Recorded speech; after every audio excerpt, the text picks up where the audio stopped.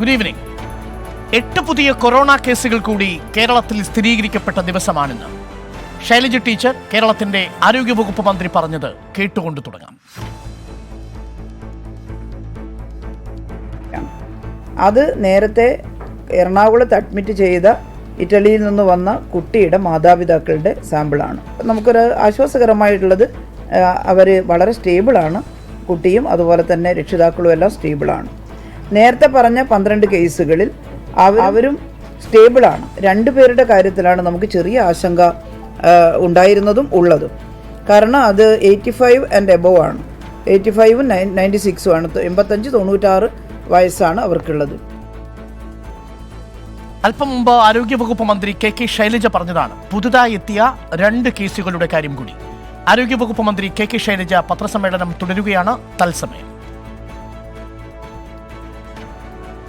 Production കമ്പനികൾ പലതും ഇതിൻ്റെ ഉൽപ്പാദനം കുറച്ചിട്ടുണ്ട്, അല്ലെങ്കിൽ തീരെ ചെയ്യാൻ വയ്യാത്ത പരുവത്തിലായിട്ടുണ്ട്.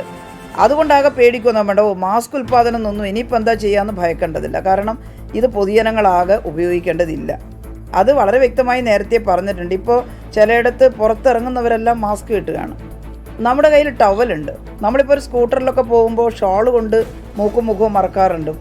എയർ പൊല്യൂഷൻ ഉള്ളതുകൊണ്ട് ഡൽഹിയിലൊക്കെ സ്കൂട്ടറിലൊക്കെ പോകുമ്പം എല്ലാവരും മുഖം മറച്ചിട്ട് ടവൽ കൊണ്ട് കെട്ടിയിട്ട്, ഡൽഹിയിൽ മാത്രമല്ല നമ്മുടെ നാട്ടിലും അങ്ങനെയാണ് പോകുന്നത്. അത് തന്നെ ഇപ്പോഴും ചെയ്താൽ മതി.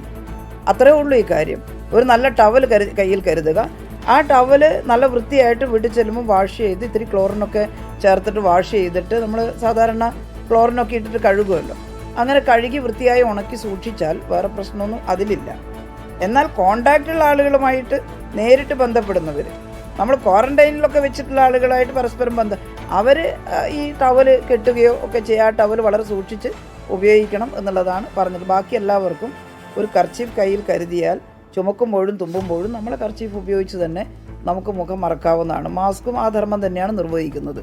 അതുകൊണ്ട് ഈ മാസ്ക് കിട്ടുന്നില്ല എന്ന ഭയത്തിൽ ഇപ്പോൾ ആളുകൾ നെട്ടോട്ട് ഓടുകയാണ് മാസ്കിന് വേണ്ടി. ഇത് കണ്ടിട്ട് ആളുകൾ ചിലത് മാസ്കിന് വില കൂട്ടുന്നു എന്ന് പറയുന്നു. അങ്ങനെ വില കൂട്ടരുത് എന്ന് കർശനമായിട്ടും പറഞ്ഞിട്ടുണ്ട്. ഇപ്പോൾ ചില കച്ചവടക്കാർ പറഞ്ഞത് ബാംഗ്ലൂരിൽ നിന്ന് മറ്റും മാസ്ക് വാങ്ങുമ്പോൾ അവിടെ വില കൂട്ടിയത് കൊണ്ട് നമ്മളിവിടെ കൂട്ടേണ്ടി വരുന്നു. അതൊക്കെ പരിശോധിക്കുന്നുണ്ട്. അതൊക്കെ പോകട്ടെ. നമുക്ക് ഈ രോഗികളെ പരിചരിക്കുന്നവരും നല്ല സിംറ്റം ഉള്ളവരും ലക്ഷണമുള്ളവരും ആണ് കൂടുതലായിട്ട് മാസ്ക് ഉപയോഗിക്കേണ്ടത് എന്ന് മനസ്സിലാക്കുക. പൊതുജനങ്ങളാകെ മാസ്ക് ഉപയോഗിക്കേണ്ടതില്ല, അതിൽ ഭയക്കേണ്ടതുമില്ല എന്നുള്ളതാണ് ആ കാര്യത്തിൽ പറയുന്നത്.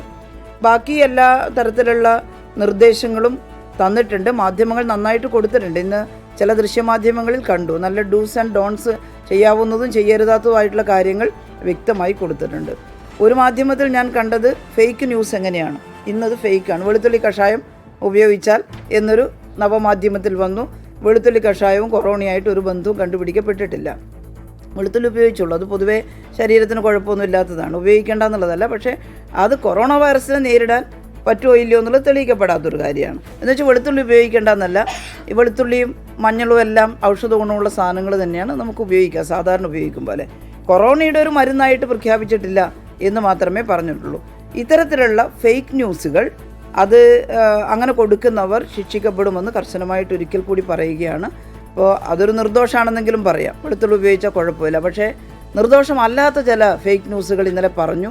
ഇത്ര ഡിഗ്രി സെൽഷ്യസിലാണ് വൈറസ് നിലനിൽക്കുക. അതൊന്നും പറയാനൊന്നും ഇവിടെ അങ്ങനെ ഒരു തെളിവൊന്നും ആയിട്ടില്ല. അതുകൊണ്ട് കേരളത്തിൽ ഇത്ര ചൂടുള്ളത് കൊണ്ട് വൈറസ് ബാധിക്കില്ല. ഇപ്പോൾ നമുക്ക് മനസ്സിലായി, ഈ ഇറ്റലി കോണ്ടാക്റ്റിൽ നിന്ന് ഇപ്പോൾ നമുക്ക് 12 ഇന്നലെയും 2 ഇന്നുമായിട്ട് കോണ്ടാക്റ്റ് വന്നിരിക്കുകയാണ്, അല്ലെ, പോസിറ്റീവ് വന്നിരിക്കുകയാണ്. നല്ല ചൂടുള്ള സമയമാണിത്. അപ്പോൾ അതുതന്നെ തെളിവാണ് അതിൻ്റെ. അതുകൊണ്ട് അതെല്ലാം പറഞ്ഞ് നമ്മുടെ ശ്രദ്ധ അല്പം കുറഞ്ഞു പോകരുത് എന്ന് വെച്ചിട്ടാണ് നമ്മളങ്ങനെ കൃത്യമായിട്ട് പറയുന്നത്. പിന്നെ ഇതിനകത്ത് ബാക്കിയുള്ള നടപടിക്രമങ്ങളെല്ലാം നമ്മൾ കൃത്യമായിട്ട് സ്വീകരിക്കുന്നുണ്ട് എന്നുള്ളതാണ്. ഇതിൽ ഈ കോൺടാക്ട് ട്രേസിങ്ങിന് കൂടുതൽ ഗ്രൂപ്പിനെ സ്ക്വാഡിനെയും ഒക്കെ നിശ്ചയിച്ചിട്ടുണ്ട്. അത് ഞാൻ വിശദമായിട്ട് പറയുന്നില്ല. അതവിടെ എറണാകുളത്തും എല്ലാ ജില്ലകളും വളരെ വിജിലൻ്റാണ്. എന്നാൽ എറണാകുളം, പത്തനംതിട്ട, കോട്ടയം, കൊല്ലം ഇത്രയും പ്രദേശത്ത് ഇതിൻ്റെ ഒരു കോണ്ടാക്റ്റ് വ്യാപിച്ചതുകൊണ്ട് ആ ജില്ലകൾ വളരെ നന്നായിട്ട് ചെയ്യുന്നുണ്ട്. KMSCL സാധിക്കുന്ന എല്ലാ കാര്യങ്ങളും ശേഖരിച്ച്, അപ്പോൾ മെഡിക്കൽ ഇതിൻ്റെ എക്യുപ്മെൻറ്റ്സ്, മറ്റ് ലോജിസ്റ്റിക്സ് എല്ലാം അവർ ശേഖരിച്ച് വിതരണം ചെയ്യുന്നുണ്ട്. നേരത്തെ ഈ ഇൻഫ്രാറെഡ് തെർമോമീറ്ററിന് കുറച്ചും കൂടി വേണമെന്ന് ആവശ്യപ്പെട്ടിരുന്നു. KMSCയിൽ കുറച്ചും കൂടി പ്രൊക്യൂർ ചെയ്തിട്ട് അത് എയർപോർട്ടുകളിലൊക്കെ കൊടുക്കുന്നുണ്ട്. എയർപോർട്ട്, സീപോർട്ട്, അതുപോലെ മറ്റ് ആളുകൾ കൂടുന്ന പ്രദേശം അവിടെയെല്ലാം നല്ല വിജിലൻസ് തന്നെ ഏർപ്പെടുത്തിയിട്ടുണ്ട്. അത് കൊടുക്കുന്നുണ്ട്. അതുപോലെ തന്നെ വാറക് സൊല്യൂഷനൊക്കെ ഈ സർഫേസൊക്കെ ക്ലീൻ ചെയ്യാൻ ആവശ്യമായിട്ടുള്ള സൊല്യൂഷനും ആരോഗ്യവകുപ്പ് മന്ത്രി KK ശൈലജ മാധ്യമങ്ങളെ കാണുകയാണ്. ഇന്ന് മാത്രം 8 കൊറോണ വൈറസ് ബാധിതരെ കൂടിയാണ് കേരളത്തിൽ സ്ഥിരീകരിക്കപ്പെട്ടത്. മൊത്തം കേരളത്തിൽ കൊറോണ വൈറസ് ബാധ സ്ഥിരീകരിക്കപ്പെട്ടവരുടെ എണ്ണം 14 കഴിഞ്ഞു. ലോകത്ത് മൊത്തം 1,14,720 പേർക്കാണ് കോവിഡ് രോഗബാധയുള്ളത്. ഇന്ന് മരണസംഖ്യ പറയും മുമ്പ് കൊറോണയെ തോൽപ്പിച്ചവരുടെ കണക്ക് ആദ്യം പറയുന്നു. പലപ്പോഴും നമ്മളുടെ പരിഭ്രാന്തി വലിയ രീതിയിലേക്ക് ഒരു പാനിക്കായ അവസ്ഥയിലേക്ക് പടരുന്നുണ്ട്. പക്ഷേ ഈ കണക്ക് നമ്മൾ ഓർമ്മിക്കണം. 63,938 പേർ ഇതിനകം കൊറോണയെ തോൽപ്പിച്ച് ജീവിതത്തിലേക്ക് തിരിച്ചു വന്നവരാണ്. നേരത്തെ 2003 സാഴ്സ് വരുന്ന സമയത്ത് മറ്റു രാജ്യങ്ങളിലെല്ലാം അതിൻ്റെ മോർട്ടാലിറ്റി റേറ്റ് അഥവാ മരണനിരക്ക് 10% ഇന്ത്യയിൽ അത് 0%. മെഴ്സ് വരുന്ന സമയത്ത് Middle East respiratory syndrome 2012 middle ഈസ്റ്റിൽ പടർന്നു പിടിക്കുമ്പോൾ 34% മരണനിരക്കെങ്കിൽ ഇന്ത്യയിൽ അത് 0%.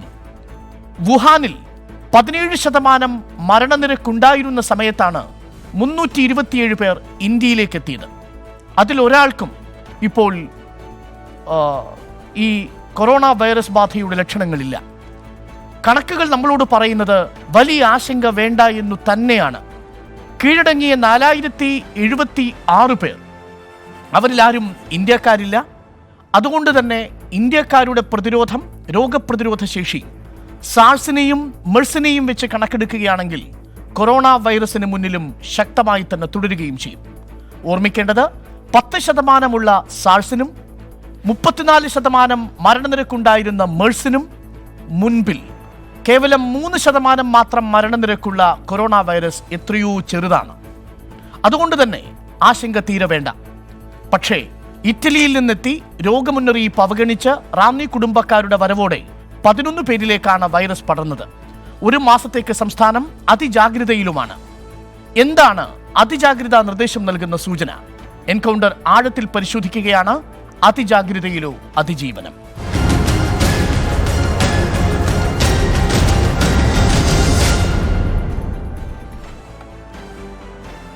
നമ്മൾ ചർച്ചയിലേക്ക് പോകുമ്പോൾ ആദ്യം അലക്സ് റാം മുഹമ്മദിലേക്ക്, ഞങ്ങളുടെ പ്രതിനിധിയിലേക്ക് ഞങ്ങൾ പോകേണ്ടതുണ്ടായിരുന്നു. പക്ഷേ ഇപ്പോഴും തത്സമയം KK ശൈലജ ആരോഗ്യവകുപ്പ് മന്ത്രി മാധ്യമങ്ങളെ കാണുകയാണ്. നമുക്ക് അലക്സ് റാം മുഹമ്മദിന്റെ റിപ്പോർട്ടിലേക്ക് വരാം. ഈ ചർച്ചയുടെ ഇടയിൽ ആദ്യം നമ്മൾ ഇന്നത്തെ അതിഥികൾ doctor Anoop Warrier, consultant infectious disease Aster Medicity, clinical മൈക്രോബയോളജിസ്റ്റായ ഡോക്ടർ നീതു സൂസൻ, രാജഗിരി ഹോസ്പിറ്റൽ, ആസ്റ്റർ മെഡിസിറ്റിയിലെ പൾമണോളജിസ്റ്റ് ഡോക്ടർ എലിസബത്ത് സുനില, മനഃശാസ്ത്രജ്ഞനായ ഡോക്ടർ CJ ജോൺ, ഇറ്റലിയിൽ നിന്ന് കൊച്ചിയിൽ ഇപ്പോൾ കൊറോണ വൈറസ് ബാധ സ്ഥിരീകരിച്ച കുട്ടിയുടെ അച്ഛൻ്റെ സഹോദരി ശ്രീജ, പത്തനംതിട്ട കളക്ടർ PB നൂഹ് എന്നിവർ തത്സമയം നമ്മളോടൊപ്പം ചേരും.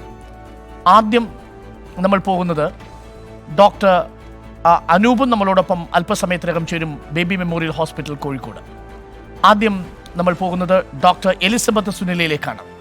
ഡോക്ടർ എലിസബത്ത് സുനില, വലിയ രീതിയിലുള്ള അതിജാഗ്രതാ നിർദ്ദേശം സർക്കാർ പുറപ്പെടുവിച്ചു കഴിഞ്ഞു. ഒരു മാസത്തേക്ക് സ്കൂളുകളും ആൾക്കൂട്ടയിടങ്ങളും പൂർണ്ണമായും അടച്ചും കഴിഞ്ഞു. പക്ഷെ ചില കണക്കുകൾ ഞാൻ നേരത്തെ ഉദ്ധരിച്ചിരുന്നു. സാൾസും മെഴ്സിൻ്റെയും മരണനിരക്കിനെ അപേക്ഷിച്ച് 3% താഴെ മരണനിരക്കുള്ള ഒരു അസുഖമാണ് കൊറോണ വൈറസ് ബാധ. ഇന്ത്യയിലെ കേരളത്തിലെയൊക്കെ ശരാശരി മനുഷ്യരുടെ രോഗപ്രതിരോധ ശേഷിയെ വെച്ച് നോക്കുമ്പോൾ ഇത്ര വലിയ ആശങ്കയ്ക്ക് ഏതെങ്കിലും തരത്തിലുള്ള സ്ഥാനമുണ്ടോ?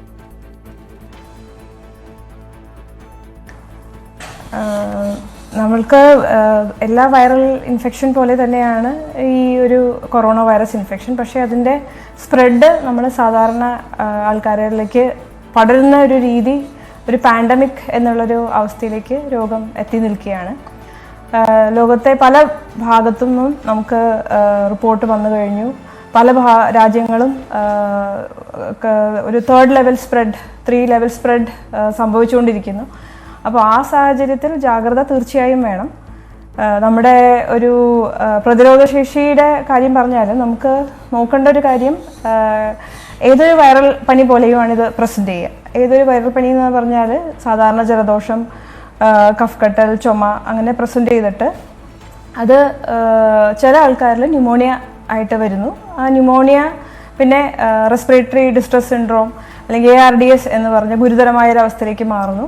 അങ്ങനെയുള്ള രോഗികൾക്കും ആണ് ഒരു മരണസാധ്യത വരുന്നത്. അല്ലാത്തവർക്ക് ചില ആൾക്കാരിൽ അത് സിമ്പിളായിട്ടുള്ള ഒരു ജലദോഷപ്പനി, കഫ്കെട്ടൽ, ഒരു സിമ്പിൾ ഒരു കോൾഡ് പോലെ വന്നു പോകാനാണ് സാധ്യത. അപ്പം ലോകത്തെമ്പാടും പല രാജ്യങ്ങളിൽ നിന്നുള്ള കണക്ക് സ്വീകരിച്ചാൽ നമ്മൾ നോക്കുമ്പോൾ പല സ്ഥലത്തും പല രീതിയിലുള്ള മരണനിരക്കാണ് കാണിക്കുന്നത്. അപ്പോൾ നമ്മുടെ രാജ്യത്തിൻ്റെ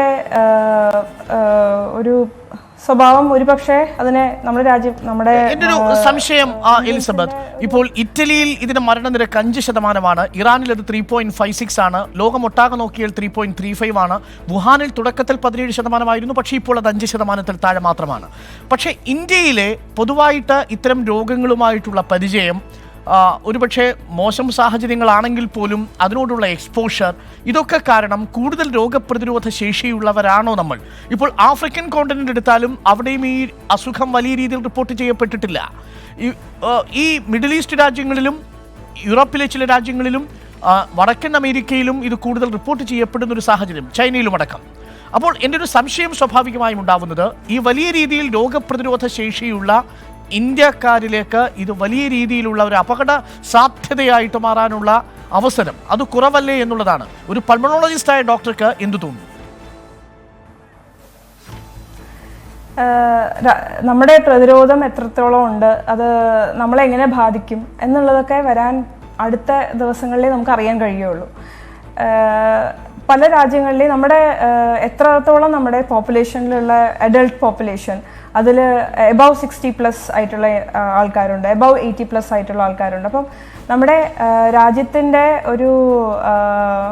ഒരു ഏജ് റിലേറ്റഡ് ആയിട്ടുള്ള ഒരു മോർട്ടാലിറ്റി കണക്കാക്കുകയാണെങ്കിൽ എത്രത്തോളം നമ്മുടെ രാജ്യത്തിന് അത് എങ്ങനെ ബാധിക്കും എന്നുള്ളത് വരും ദിവസങ്ങളിലേ നമുക്ക് പറയാൻ കഴിയുള്ളൂ. ഞാൻ ഡോക്ടർ നീതു സൂസനിലേക്ക് കൂടി പോകുന്നു. കൺസൾട്ടന്റ് ക്ലിനിക്കൽ മൈക്രോബയോളജിസ്റ്റ് ആണ് രാജഗിരി ഹോസ്പിറ്റലിൽ doctor Neethu Susan. Doctor Neethu Susan, ഞാൻ നേരത്തെ സൂചിപ്പിച്ച അതേ ചോദ്യം തന്നെയാണ്. മെഴ്സിന്റെയും സാഴ്സിന്റെയും മരണനിരക്ക് കൊറോണ വൈറസിനെ അപേക്ഷിച്ച് കൂടുതൽ വലുതാണ്. പക്ഷേ അത് വളരെ പെട്ടെന്ന് പടരുന്നു എന്നതുകൊണ്ട് തന്നെ വലിയ രീതിയിലുള്ള ഒരു ആശങ്ക വേണ്ടതില്ലല്ലോ. മാത്രവുമല്ല, 9 വയസ്സുവരെയുള്ള കുട്ടികൾക്ക് ലോകത്തൊരിടത്തും ഒരു മരണം പോലും റിപ്പോർട്ട് ചെയ്തിട്ടില്ല. 60% മുകളിൽ മാത്രമാണ് 50%-ലധികം ആളുകൾ ഈ രോഗത്തിന് കീഴടങ്ങിയിരിക്കുന്നതും. മെഴ്സും സാഴ്സും ഇന്ത്യയിൽ വലിയ രീതിയിലുള്ള ഒരു ആശങ്ക വിതയ്ക്കാതെയും പോയി. അതിൻ്റെ പകുതിയിൽ താഴെ മാത്രമാണ് ഇപ്പോൾ ഈ കൊറോണ വൈറസിന് മരണനിരക്കുള്ളതും. ആ അർത്ഥത്തിൽ കൊറോണ വൈറസ് എന്നുള്ളതിന് ഒരു അതിജാഗ്രത, അതീവ പരിഭ്രാന്തി ഇതൊന്നും വേണ്ടതുണ്ടോ എന്നുള്ളതാണ് സംശയം. അതെ, വളരെ ശരിയാണ്.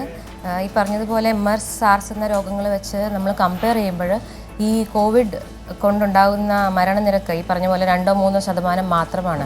ഇത്രയധികം പരിഭ്രാന്തിയും അതിനെക്കുറിച്ചുള്ള ഭയത്തോടു കൂടെയുള്ള ഒരു സമീപനത്തേക്കാൾ കൂടുതൽ ജാഗ്രതയോടുകൂടെ ഇതിൻ്റെ സ്പ്രെഡിനെ കൺട്രോൾ ചെയ്യാനായിട്ട് നമുക്ക് ചെയ്യാൻ പറ്റുന്ന കാര്യങ്ങളെ കുറിച്ചാണ് നമ്മൾ ഈ സമയത്ത് ചിന്തിക്കേണ്ടത്. പരിഭ്രാന്തിയേക്കാൾ കൂടുതൽ അലേർട്ടായിരിക്കുക എന്നുള്ളതാണ് കൂടുതൽ ഇമ്പോർട്ടൻ്റ് എന്നാണ് എനിക്ക് തോന്നുന്നത്.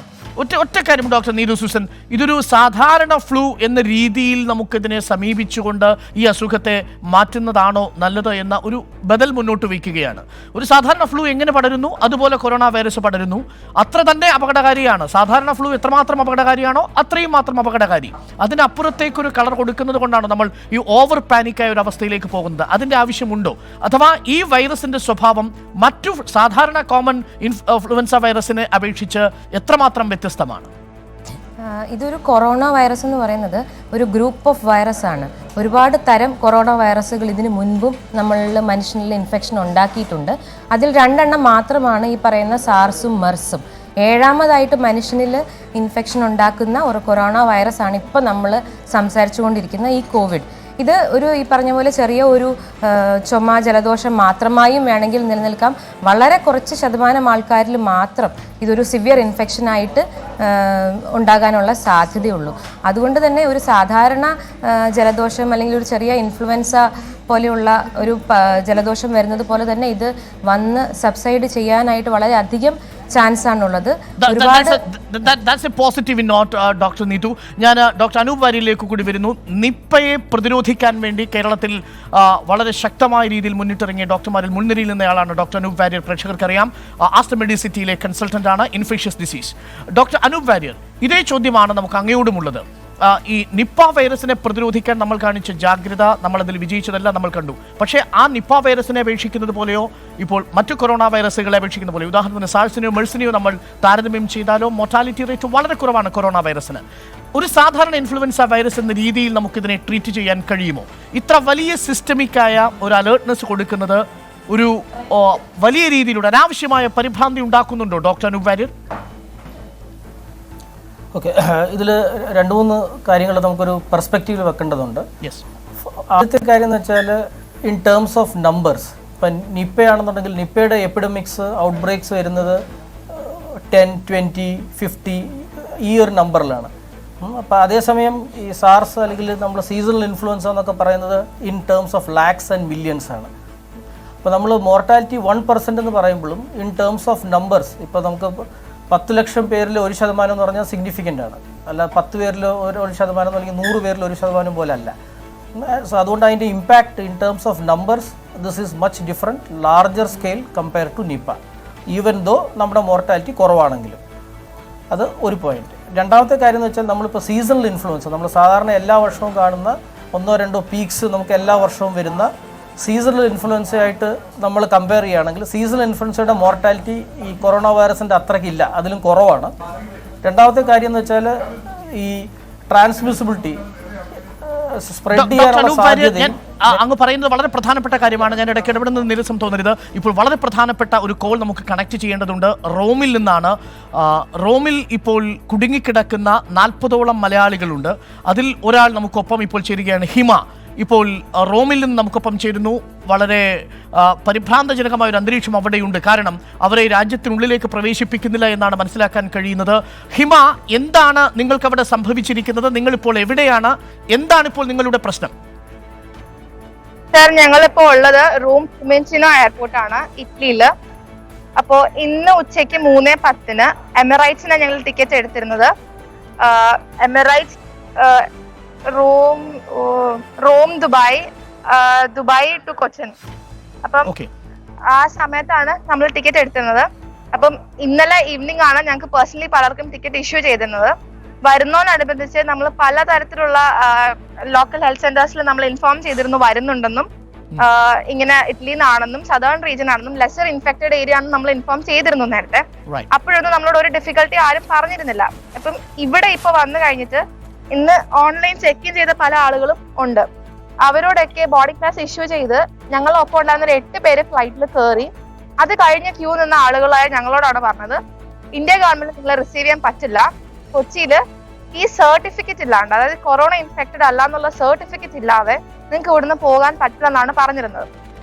അപ്പം ഞങ്ങള് 3:10 ഫ്ലൈറ്റിന് 1:30 ഞങ്ങളോട് ഈ സാധനം ഇൻഫോം ചെയ്യുന്നത്.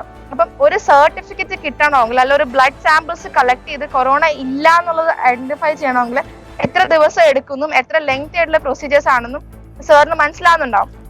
ഹിമ, ഒരു സംശയം. ഇപ്പോൾ ഹിമയ്ക്കൊപ്പം എത്ര പേരുണ്ട്? 40-ലധികം ആളുകളുണ്ട് എന്നാണ് മനസ്സിലാക്കുന്നത്. നിങ്ങളുടെ ഫ്ലൈറ്റ് പോയി കഴിഞ്ഞു? ഫ്ലൈറ്റ് ഡിപ്പാർച്ചർ ആയോ? ഞങ്ങളുടെ ഫ്ലൈറ്റ് ഡിപ്പാർച്ചർ അയച്ചിട്ടുണ്ട്. കുട്ടികളുണ്ട്, പ്രഗ്നന്റ് ആയിട്ടുള്ള ആളുകളുണ്ട്, ഇത്രയും ആളുകളുണ്ട്. ഇതില് പല ആളുകളും ഞാൻ സ്റ്റുഡന്റ് ആണ്. ഞങ്ങൾ അടക്കം പല ആളുകളും നമ്മുടെ ലോക്കൽ ആയിട്ടുള്ള റെസിഡൻസ് വിട്ടിട്ടും ജോലി സ്ഥലത്തു നിന്നൊക്കെ വന്നിരിക്കുന്നത്. നമുക്ക് തിരിച്ചു പോകാനൊരു ഇടമില്ല. അപ്പം ഇപ്പം ഈ 1.5 മണിക്കൂറിന് മുന്നേ കൊറോണ ഇല്ല എന്നുള്ള സർട്ടിഫിക്കറ്റ് ഇഷ്യൂ ചെയ്യണമെന്ന് പറഞ്ഞു കഴിഞ്ഞാൽ പോസിബിൾ അല്ലാത്തൊരു കാര്യമാണ്. അപ്പൊ ഇവര് ഞങ്ങളോട് പറഞ്ഞു 10th മുതൽ, അതായത് ഫെബ്രുവരി 10th മുതൽ സർട്ടിഫിക്കറ്റ് ഇല്ലാണ്ട് ഇന്ത്യയിലേക്ക് ട്രാവൽ ചെയ്യാൻ പറ്റില്ല എന്ന് ഗവൺമെന്റ് ഇൻഫോം ചെയ്തിരുന്നു പറഞ്ഞു. വാട്സാപ്പുകളിലും മറ്റും വരുന്ന പല റിലയബിൾ അല്ലാത്ത സോഴ്സിൽ നിന്നും 4-ാം തീയതിക്ക് ശേഷം പറ്റില്ല, 30-ാം തീയതിക്ക് ശേഷം പറ്റില്ല, 5-ാം തീയതിക്ക് ശേഷം പറ്റില്ല എന്ന് പലതും പറഞ്ഞിരുന്നു. പക്ഷെ ഇതിൽ ഏതാണ് റിലയബിൾ ആയിട്ടുള്ള ഇൻഫർമേഷൻ ഒന്നുകിൽ നമുക്ക് ഗവൺമെന്റ് തരണം, അല്ലെങ്കിൽ ഞങ്ങളുടെ കാര്യത്തിൽ ഇവിടെ റെസ്പോൺസിബിൾ ആയിട്ടുള്ള ഇന്ത്യൻ എംബസി ഞങ്ങളെ കോൺടാക്ട് ചെയ്യണം. ഈ വക That's right, ഒരു ഹിമ. കാര്യങ്ങളും ചെയ്യാൻ നമ്മൾ ഗവൺമെന്റ് അധികാരികളുമായി ഇപ്പോൾ തന്നെ തത്സമയം ബന്ധപ്പെടാൻ ശ്രമിക്കുന്നുണ്ട്. പക്ഷേ അതിനു മുമ്പ് എനിക്ക് അറിയേണ്ട 1-2 കാര്യങ്ങൾ. നിലവിൽ നിങ്ങളുടെ ഫ്ലൈറ്റ് പോയ സ്ഥിതിക്ക് ഇന്ന് അവിടെ നിന്ന് ഫ്ലൈറ്റ് ഇങ്ങോട്ട് പുറപ്പെടുന്നില്ല. ടിക്കറ്റ് മാറ്റി നിങ്ങൾക്ക് ഈ 2-3 ദിവസം ഇത് ലെസ് ഇൻഫെക്റ്റഡ് ഏരിയ ആണെന്ന് മനസ്സിലാക്കുന്നു. അങ്ങനെയാണെങ്കിൽ ഈ സർട്ടിഫിക്കറ്റ് വാങ്ങി പുറപ്പെടുന്നതിന് എന്തെങ്കിലും സാങ്കേതിക തടസ്സമുണ്ടോ? ഞങ്ങൾക്ക് ട്രാവൽ ചെയ്യാൻ പോസിബിൾ. ഒന്നെങ്കിൽ എന്ത് തരത്തിലുള്ള ചെക്കപ്പുകൾക്കോ കാര്യങ്ങൾക്കോ ഞങ്ങൾ വിധേയരാണ്. പക്ഷെ ഞങ്ങൾക്ക് ഉത്തരവാദിത്തപ്പെട്ട ആളുകളായ ഞങ്ങളുടെ എംബസി കോൺടാക്ട് ചെയ്ത് ഞങ്ങൾക്ക് ഒരു ഡോക്ടറെ തരുമോ അല്ലെങ്കിൽ ഒരു വാർഡ് തരുമോ ചെയ്യാൻ പറ്റത്തുള്ളൂ. അല്ലാണ്ട് ഇവിടെ ഉള്ള ഒരു പേഴ്സണലി ഒരു ഡോക്ടറെ കണ്ട് അല്ലെങ്കിൽ ഒരു കാഷ്വാലിറ്റി പോയി ഈ ഇത്രയും ഉള്ള ഒരു ലെഗ് പ്രൊസീജിയർ ചെയ്യാൻ അത് പോസിബിൾ അല്ല.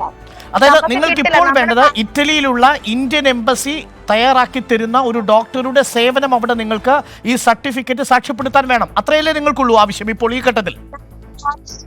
പല ആളുകൾക്ക് നാട്ടിലെത്തേണ്ടതാണ് ആവശ്യം. ഇപ്പൊ നമ്മളെ സംബന്ധിച്ച് നമുക്ക് 3 ദിവസം 4 ദിവസം ഹോൾഡ് ചെയ്യാൻ പറ്റില്ല. ബിക്കോസ് റെസിഡൻസുകൾ ഉപേക്ഷിച്ച് വന്ന ആൾക്കാർ, ജോലി ഉപേക്ഷിച്ച് വന്ന ആളുകളും ഉണ്ട്. നമുക്ക് തിരിച്ചു പോകാൻ പറ്റില്ല. അല്ലെങ്കിൽ ഹിമ, ഒരു കാര്യം കൂടി ഞാൻ ചോദിച്ചോട്ടെ. നേരത്തെ 8 പേർക്ക് ഇതിനകം തന്നെ അവർക്ക് ഫ്ലൈറ്റിൽ കയറാനുള്ള അനുമതി നൽകിയിരുന്നു. അവർക്കുണ്ടായിരുന്നു ഈ സർട്ടിഫിക്കറ്റ്? ഇല്ലായിരുന്നു. ഇന്ന് രാവിലെ ഇവിടുന്ന് 9:55 ഖത്തറിന്റെ ഫ്ലൈറ്റ് പോയിരുന്നു. അതിലും മലയാളികൾ ഉണ്ടായിരുന്നു. ഈ സർട്ടിഫിക്കറ്റ് ഇഷ്യൂ ചെയ്തിരുന്നില്ല. മിനിഞ്ഞാന്നും നോർത്തേൺ റീജിയനിലുള്ള ഫ്ലൈറ്റ്സിൽ സ്റ്റുഡൻസ് പോയിരുന്നു. അവരോട് ആരോടും ഈ സർട്ടിഫിക്കറ്റ് ഇഷ്യൂ ചെയ്യാൻ പറഞ്ഞിട്ടില്ല. പിന്നെ ഇന്നലെയും പോയി. പിന്നെ ഇന്ന് മാത്രം ഈ 3:10 ഫ്ലൈറ്റിന് 1:30 മാത്രം നമ്മളോട് സർട്ടിഫിക്കറ്റ് ഇഷ്യൂ ആണെന്ന് പറഞ്ഞാൽ നടക്കുന്ന കാര്യമില്ല. ഈവൻ ഇന്ത്യയിൽ പോലും പോസിബിൾ അല്ലാത്ത കാര്യമാണ്. 14 ദിവസമോ 28 ദിവസമോ അല്ലെങ്കിൽ ഹൗസ് ക്വാറന്റൈൻ ആണല്ലോ. ഓക്കെ, നിങ്ങൾ നാട്ടിൽ വന്നാൽ ഈ ഹൗസ് ക്വാറന്റൈൻ സ്വീകരിക്കാൻ തയ്യാറാണ്. പക്ഷേ നിങ്ങൾക്ക് അവിടെ സർട്ടിഫിക്കറ്റ് ഇപ്പോൾ ലഭിക്കുന്നതിന് ആവശ്യമായ ഒരു സാഹചര്യമില്ല. അതുകൊണ്ട് എംബസി ഇടപെടണം എന്നാണ് ഹിമ പറയുന്നത്. ഹിമ പറയുന്നത് ഒരുപക്ഷെ പ്രേക്ഷകർക്ക് ബോധ്യമായിട്ടുണ്ടാവും. ഹിമ ഒരിക്കൽ കൂടി നമുക്കൊപ്പം ചേരുന്നത്. ഹിമ, എത്ര പേരാണ് നിങ്ങൾക്കൊപ്പമുള്ളത്? വിദ്യാർത്ഥികളല്ലാതെ മുതിർന്നവർ, 60 വയസ്സിന് മുകളിലുള്ളവർ നിങ്ങൾക്കൊപ്പമുണ്ടോ? നേരത്തെ പറഞ്ഞു രോഗികളായിട്ടുള്ള ആളുകൾ, ഏതെങ്കിലും തരത്തിൽ കൊറോണയുടെ COVID-19 ലക്ഷണമുള്ള ആരെങ്കിലും നിങ്ങളുടെ ഈ സംഘത്തിലുണ്ടോ? ഞങ്ങളുടെ കൂടെ ലക്ഷണമുള്ള ആളുകൾ ഇല്ല. ഉണ്ടോ? ആർക്കെങ്കിലും ഉണ്ടോ? റൈറ്റ്. എത്ര പേരാണ് മൊത്തമുള്ളത് ഇപ്പോൾ നിങ്ങളുടെ ഈ സംഘത്തിൽ ഹിമ? 45 പേരുണ്ട്. ഓക്കെ, നിങ്ങൾക്കിപ്പോൾ അടിയന്തരമായുള്ള ആവശ്യം എംബസി ഇടപെട്ട് ഈ സർട്ടിഫിക്കറ്റ് ഇഷ്യൂ ചെയ്യുന്നതിനുള്ള ഒരു ഡോക്ടറെയും തൊട്ടടുത്ത ദിവസം ഇന്ത്യയിലേക്കുള്ള ഫ്ലൈറ്റും, അത്രയല്ലേ? സർ കേട്ടില്ല സർ പറഞ്ഞത്. അതായത് നിങ്ങളുടെ ഏറ്റവും പ്രധാനപ്പെട്ട എമർജൻസി നീഡ് ഈ നിമിഷത്തിൽ എന്താണ്? സാറിനെ കാണാം. ഈ കൈ കുഞ്ഞുങ്ങളെ വെച്ചിട്ട് ആളുകൾ വെയിറ്റ് ചെയ്യുന്നത്. സാറിന് കാണാം. അവിടെ ഇരിക്കുന്ന ആളുകളും കൈ കുഞ്ഞുങ്ങളായിട്ട് ഇരിക്കുന്നുണ്ട്. പ്രഗ്നന്റ് ആയിട്ടുള്ള സ്ത്രീകളുണ്ട്. ഇങ്ങനെയുള്ള ആളുകളോട് 1 മണിക്കൂർ മുന്നേ അല്ല ഇൻഫോം ചെയ്യേണ്ടത് ലൈക് സർട്ടിഫിക്കറ്റ് വേണം എന്നുള്ളത്. പറയുന്നത് ഇത് നിങ്ങളുടെ ഫ്ലൈറ്റ് ഓപ്പറേറ്റേഴ്സ് അല്ലെങ്കിൽ ചെക്ക് ഇൻ ചെയ്യുന്ന സമയത്ത് ഈ വിമാന കമ്പനിയുടെ ഉദ്യോഗസ്ഥരാണോ നിങ്ങളോട് പറഞ്ഞത്? അതല്ല എയർപോർട്ടിൽ നിന്നാണോ, ഈ ഇമിഗ്രേഷന്റെ സമയത്താണോ നിങ്ങൾക്ക് ഇങ്ങനൊരു വിവരം ലഭിച്ചത്? വിമാന കമ്പനികളിലെ ഉദ്യോഗസ്ഥരാണ് പറഞ്ഞിരുന്നത്. പിന്നെ ഞങ്ങൾക്ക് ഒരു ഒഫീഷ്യൽ ഇമെയിൽ കൊച്ചിയിൽ നിന്ന് റിസീവ് ചെയ്തിരുന്നു എന്ന് പറഞ്ഞു. പക്ഷെ അതിന്റെ കോപ്പിയോ പ്രിന്റ് ഔട്ടോ ഞങ്ങളുടെ കയ്യിൽ ആരുടെ കയ്യിലും ഇല്ല. ഞങ്ങൾ ബോർഡിംഗ് പാസസ് വരെ ഇഷ്യൂ ചെയ്ത ആൾക്കാരുടെ ക്യാൻസൽ ചെയ്താണ് തിരിച്ചു വിട്ടേക്കണേ ഞങ്ങള്. ഹിമ, ഒരു കാര്യം കൂടി. ഇന്ന് നിങ്ങൾക്ക് അവിടെ നിന്ന് പുറപ്പെടാൻ ഫ്ലൈറ്റ് ഇല്ലല്ലോ, എമിറേറ്റ്സിന്റെ ഫ്ലൈറ്റ് ഇല്ല എന്നാണ് മനസ്സിലാക്കുന്നത്. ആ ഫ്ലൈറ്റ് പുറപ്പെട്ടു കഴിഞ്ഞു. ഇവർ ടിക്കറ്റ് മാറ്റി തരുവില്ലേ നിങ്ങൾക്ക് നിലവിൽ? ഇവർ ഞങ്ങളോട് റീഎംബേഴ്സ്മെന്റിനെ കുറിച്ചാണ് സംസാരിക്കുന്നത്. എമിറേറ്റ്സ് എന്നല്ല, ഞങ്ങൾക്ക് നാട്ടിലെത്താൻ ഒരു ഫ്ലൈറ്റ് എന്നതിനെ കുറിച്ച് മാത്രമേ നമ്മൾ സംസാരിക്കുന്നുള്ളൂ. നമ്മൾ ഹൗസ് ക്വാറന്റൈൻ ആണെങ്കിലും ഐസൊലേഷൻ നമ്മൾ റെഡിയാണ് എല്ലാവരും. ഞാനത് ഇന്നലെ കളമശ്ശേരി 3-4 ദിവസം കൂടി നിങ്ങൾക്ക് ഇറ്റലിയിൽ തുടരാൻ സാങ്കേതികമായ തടസ്സങ്ങളുണ്ടോ ഹിമ? ഒരുപാട് തടസ്സങ്ങളുണ്ട്. ഒരുപാട് തടസ്സങ്ങളുണ്ട്. അത്രയൊന്നും വെയിറ്റ് ചെയ്യാൻ പറ്റില്ല സർ. റൈറ്റ് ഹിമ, ഓക്കെ. എന്തായാലും ഈ വിവരം ഗവൺമെന്റിന്റെ ശ്രദ്ധയിൽപ്പെടുത്താം. ഞങ്ങൾ ആഭ്യന്തര സഹമന്ത്രി മുരളീധരനുമായി സംസാരിക്കാൻ ശ്രമിക്കുകയായിരുന്നു തത്സമയം. പക്ഷേ അദ്ദേഹത്തിന് നമുക്ക് ടെലിഫോൺ ലൈനിൽ ഇതുവരെയും കിട്ടിയിട്ടില്ല. ഒരുപക്ഷേ ഈ ചർച്ച കഴിയുമ്പോഴോ അല്ലെങ്കിൽ അതിനുശേഷമോ ഞങ്ങൾ അവരുമായി ബന്ധപ്പെടുന്നതായിരിക്കും. തിരിച്ച് നിങ്ങൾക്കൊരു വിവരവും ഈ കാര്യത്തിൽ ഞങ്ങൾ നൽകാൻ ശ്രമിക്കുന്നതായിരിക്കും. ഇപ്പോൾ പ്രേക്ഷകർ കണ്ടത് റോമിൽ ഹിമയും സംഘവും 45ഓളം ആളുകൾ ഇന്ത്യയിലേക്ക് വരാൻ കഴിയാതെ വളരെ പെട്ടെന്ന് സർക്കാർ ഈ കൊറോണ സർട്ടിഫിക്കറ്റ് ആവശ്യമുണ്ട് എന്നൊരു നിബന്ധന വെച്ചത് കാരണം കുടുങ്ങിപ്പോയ 45 പേരും അതിൽ ഹിമ എന്ന വിദ്യാർത്ഥിനിയാണ് ഇപ്പോൾ നമ്മളോട് തത്സമയം സംസാരിച്ചത്. ഡോക്ടർ അനൂപ് വാര്യർ, നമ്മളിപ്പോൾ ഹിമയുടെ കഥയാണ് കണ്ടത്. ഇപ്പോൾ തത്സമയം ഈ ഹിമയും 45 പേരും ഇപ്പോൾ നിൽക്കുന്നത് റോമിലാണ്. അവർക്കൊരു നിലവിലൊരു സർട്ടിഫിക്കറ്റ്, കൊറോണ സർട്ടിഫിക്കറ്റ് ഇഷ്യൂ ചെയ്താൽ മാത്രമേ, അല്ലെങ്കിൽ ലഭിച്ചാൽ മാത്രമേ കൊച്ചി ലാൻഡ് ചെയ്യാൻ കഴിയൂ. അതുകൊണ്ട് ഫ്ലൈറ്റ് അവരെ എടുക്കാതെ പോയി എന്നാണ് ഇപ്പോൾ പറഞ്ഞിരിക്കുന്നത്. അനൂപ് വാര്യർ, ഇത്തരമൊരു എമർജൻസി സാഹചര്യം ഉണ്ടോ എന്നാണ് നമ്മൾ ആവർത്തിച്ച് ചോദിക്കുന്നത്. ഇപ്പം ഇവരിൽ അധികം പേരും ചിലർ ബുദ്ധിമുട്ടുള്ളവരാണ്, ചിലർ ഗർഭിണികളാണ്, കൊച്ചു കുട്ടികളടക്കം നമ്മൾ ദൃശ്യത്തിൽ കാണുകയും ചെയ്തു. അനൂപ്,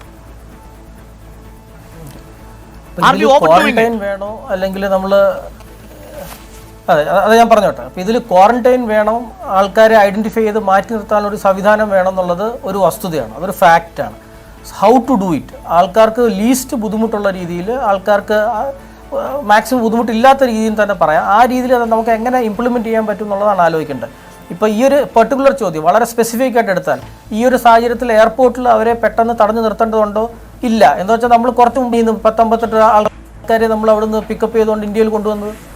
അപ്പോൾ അവർക്കെല്ലാം ഇതുപോലെ ടെസ്റ്റ് ചെയ്തിട്ട് ആർക്കും ഇല്ല എന്നുള്ള സാഹചര്യത്തിലാണെന്ന് എനിക്ക് തോന്നുന്നില്ല. അങ്ങനെ റിപ്പോർട്ട്സ് ഒന്നും നമ്മൾ വായിച്ചിട്ടില്ല. നമ്മൾ ചൈനയിൽ നിന്ന് വുഹാനിലുള്ളവരെല്ലാം നമ്മൾ കൊണ്ടുവന്നില്ലേ? അപ്പോൾ അങ്ങനെ ഉള്ളതുകൊണ്ട് ഇപ്പോൾ ഇറ്റലിയിൽ നിന്നാണ്, അതുകൊണ്ട് ഇറ്റലിയിൽ നിന്ന് ഇങ്ങോട്ട് വരാൻ പാടില്ല എന്ന് പറയുന്നത് അതൊരു പ്രാക്ടിക്കൽ റൈറ്റ് തിങ് ആണെന്ന് തോന്നുന്നില്ല. We have bought people from China, we have bought people from Iran. അപ്പം അനുപരി, നമ്മുടെ ചോദ്യവും ഇതായിരുന്നു. അതായത് നമ്മളിതെല്ലാം കുറച്ച് അധികം ഓവർ ഡൂ ചെയ്യുന്നുണ്ടോ എന്നൊരു സംശയം ഈ ഘട്ടത്തിൽ ഉണ്ടാകുന്നു. നേരത്തെ നമ്മൾ പറഞ്ഞ കണക്കുകൾ, മോർട്ടാലിറ്റി റേറ്റിന്റെ കണക്കുകൾ, ഇത് സ്പ്രെഡ് ചെയ്യുന്നതിന്റെ കണക്കുകൾ സ്വാഭാവികമായും അത് കൂടുതലാണ് കൊറോണ വൈറസിനെ സംബന്ധിച്ച്. പക്ഷേ ഇതിന്റെ സ്ട്രൈക്ക് റേറ്റും മരണനിരക്കും ഇന്ത്യ ഇതുവരെ കണ്ട വൈറസുകളെ അപേക്ഷിച്ച് തുലോം കുറവാണ്. മേഴ്സിനും സാഴ്സിനും പിടികൊടുക്കാത്ത പ്രതിരോധ ശേഷി കൊറോണ വൈറസിനെ അതിജീവിക്കുമെന്ന് കരുതിയാൽ ഇതൊരു സാധാരണ ഇൻഫ്ലുവൻസ വൈറസ് പോലെ കണ്ട് കൂടുതൽ ജാഗ്രതയെടുത്ത്, സ്വയം ജാഗ്രതയെടുത്ത് പരിപാലിക്കേണ്ട ഒന്ന് ആ അർത്ഥത്തിൽ കണ്ടാൽ മതിയോ? ഒന്ന്, നമ്മൾ സാധാരണ ഇൻഫ്ലുവൻസയ്ക്ക് നമ്മൾ പ്രിക്കോഷൻസ് ഒന്നും എടുക്കുന്നില്ല, അതാണ് ഒരു വസ്തുത അല്ലേ. നമ്മൾ റുട്ടീൻ സീസണൽ ഇൻഫ്ലുവൻസയ്ക്ക് വി ടേക്ക് നോ പ്രിക്കോഷൻസ്. ഇതിനെ നമുക്ക് അങ്ങനെ ആ ഒരു നിസ്സാര ഭാവത്തോടെ നമുക്ക് കാണാൻ പറ്റില്ല. അതായത് ഞാനൊന്ന് പറഞ്ഞ പോലെ ഇതിൻ്റെ ട്രാൻസ്മിസിബിലിറ്റി ഡിഫറൻ്റ് ആണ്, കൂടുതലാണ്.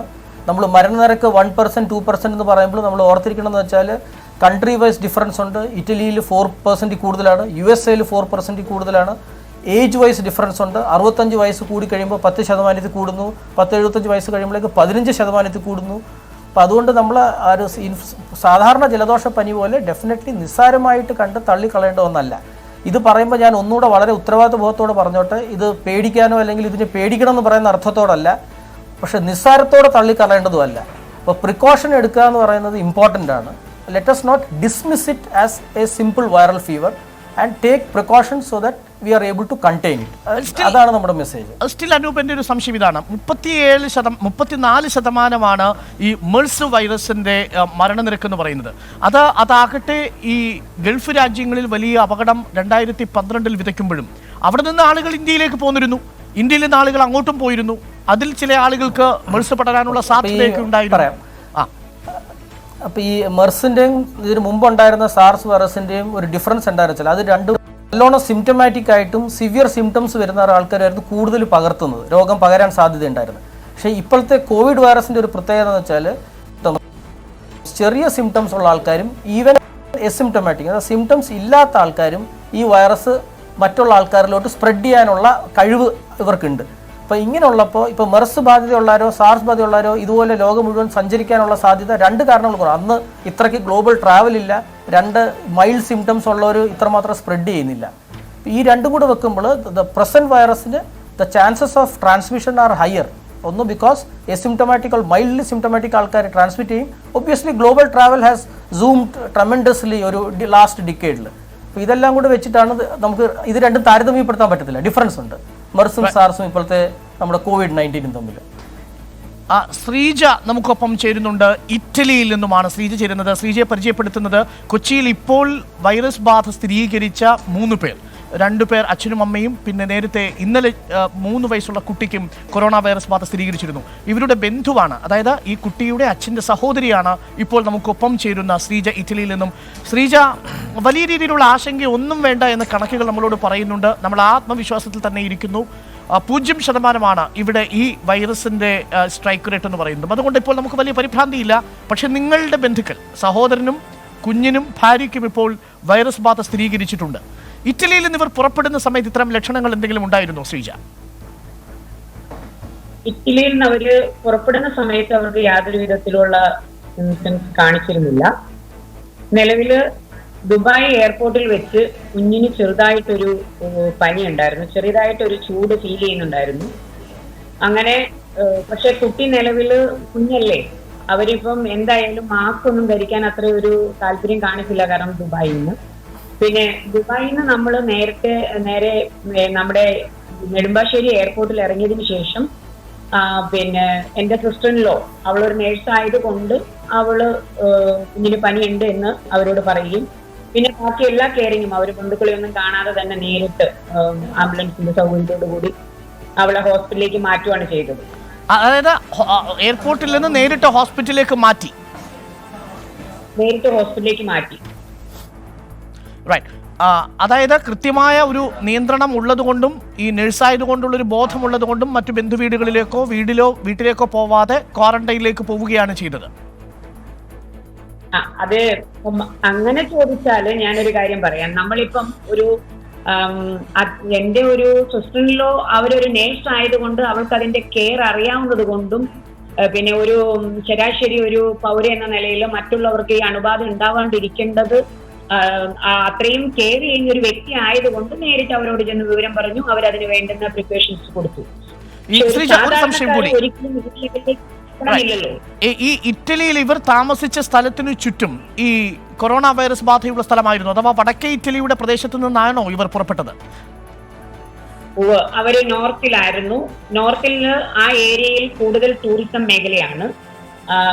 പല രീതിയിലുള്ള ആൾക്കാർ അവിടെ സഹകരിക്കാനുള്ള സാധ്യതയുണ്ട്. അതുകൊണ്ട് അവിടെ ഒത്തിരി പേരുടെ ഇടപെടലുകളൊക്കെ ഉള്ളൊരു ഏരിയ ആയതുകൊണ്ട് അവിടെ നേരത്തെ ദൂരം കിട്ടിയിരുന്നു. പക്ഷെ ഇവൾക്ക് അവിടുന്ന് പോരാനുള്ള ഒരു പെർമിഷൻ, അതായത് അവള് ജോലി ചെയ്യുന്ന ഹോസ്പിറ്റലിൽ നിന്ന് അവധി എടുക്കാൻ ബുദ്ധിമുട്ടിയത് കൊണ്ടാണ് അവർക്ക് നേരത്തെ നാട്ടിലേക്ക് കടക്കാൻ പറ്റുന്നത്. പക്ഷെ കുട്ടി അങ്ങനെ വെളിയിലേക്ക് പോകുന്ന സാഹചര്യങ്ങളൊന്നും ഉണ്ടായിട്ടില്ല. അതായത് ഒരുപക്ഷെ ഇറ്റലിയിൽ ഈ നഴ്സായി വർക്ക് ചെയ്ത ഈ കുട്ടിയുടെ അമ്മയ്ക്ക് ഹോസ്പിറ്റലിൽ നിന്ന് ലഭിച്ചതായിരിക്കാം ഈ കൊറോണ വൈറസ് ബാധ എന്നാണോ ശ്രീജ സംശയിക്കുന്നത്? അല്ലല്ല, ഒരിക്കലും ആവാൻ സാധ്യതയില്ല. കാരണം അതിനടുത്ത് എനിക്ക് അങ്ങനെ ചോദിച്ചാൽ എനിക്ക് പറയാൻ പറ്റില്ല. കാരണം ഇപ്പൊ നിലവിൽ കുട്ടിക്കാണല്ലോ ആദ്യം സ്ഥിരീകരിച്ചത്, പോസിറ്റീവായിട്ട് കണ്ടത്. അപ്പൊ അതിനുശേഷം അവരുടെ റിപ്പോർട്ട് അയച്ചു എന്നുള്ളതാണ്. എനിക്ക് അവരുടെ റിപ്പോർട്ട് തിരിച്ചു വന്നോ ഇല്ലയോ എന്നുള്ളതിനെ കുറിച്ച് എനിക്ക് വ്യക്തമായി അവരുടെ റിപ്പോർട്ട് ഇപ്പോൾ വന്നു. അവർക്ക് രണ്ടുപേർക്കും ഇപ്പോൾ കൊറോണ വൈറസ് ബാധയുണ്ട് ശ്രീജ. പക്ഷേ നമ്മൾ അതിൽ പരിഭ്രാന്തപ്പെടേണ്ട സാഹചര്യമില്ല. അപ്പോൾ സ്വാഭാവികമായി സംശയം ഉണ്ടാവുന്നത് വടക്കൻ ഇറ്റലിയിൽ നിന്ന് വരുന്നു, ആശുപത്രിയിലായിരുന്നു ഈ കുട്ടിയുടെ അമ്മ. അതുകൊണ്ട് തന്നെ സ്വാഭാവികമായും ആ ആശുപത്രിയിൽ കൊറോണ വൈറസ് ബാധിതരുടെ എണ്ണം ഉണ്ടാവാം. വടക്കേ ഇറ്റലിയിൽ ഡെൻസിറ്റി കൂടുതലാണ്. അതുകൊണ്ട് തന്നെ ആ ഭാഗത്ത് അമ്മയിലൂടെ കുഞ്ഞിന് വന്നതാകാം എന്നല്ലേ നമുക്ക് അനുമാനിക്കാൻ കഴിയൂ. അത് എവിടെ നിന്ന് വന്നു എന്നുള്ളത് ഇപ്പോൾ അപ്രസക്തമാണെങ്കിൽ കൂടി ഒരുപക്ഷെ അങ്ങനെ ആകാം. പക്ഷേ വളരെ ജാഗ്രതയോടുകൂടി ഉത്തരവാദിത്വ ബോധത്തോടു കൂടി ഈ കുട്ടിയുടെ അമ്മയും അച്ഛനും പെരുമാറി എന്നത് പ്രത്യേകം അഭിനന്ദനം അർഹിക്കുകയും ചെയ്യുന്നുണ്ട് ശ്രീജ.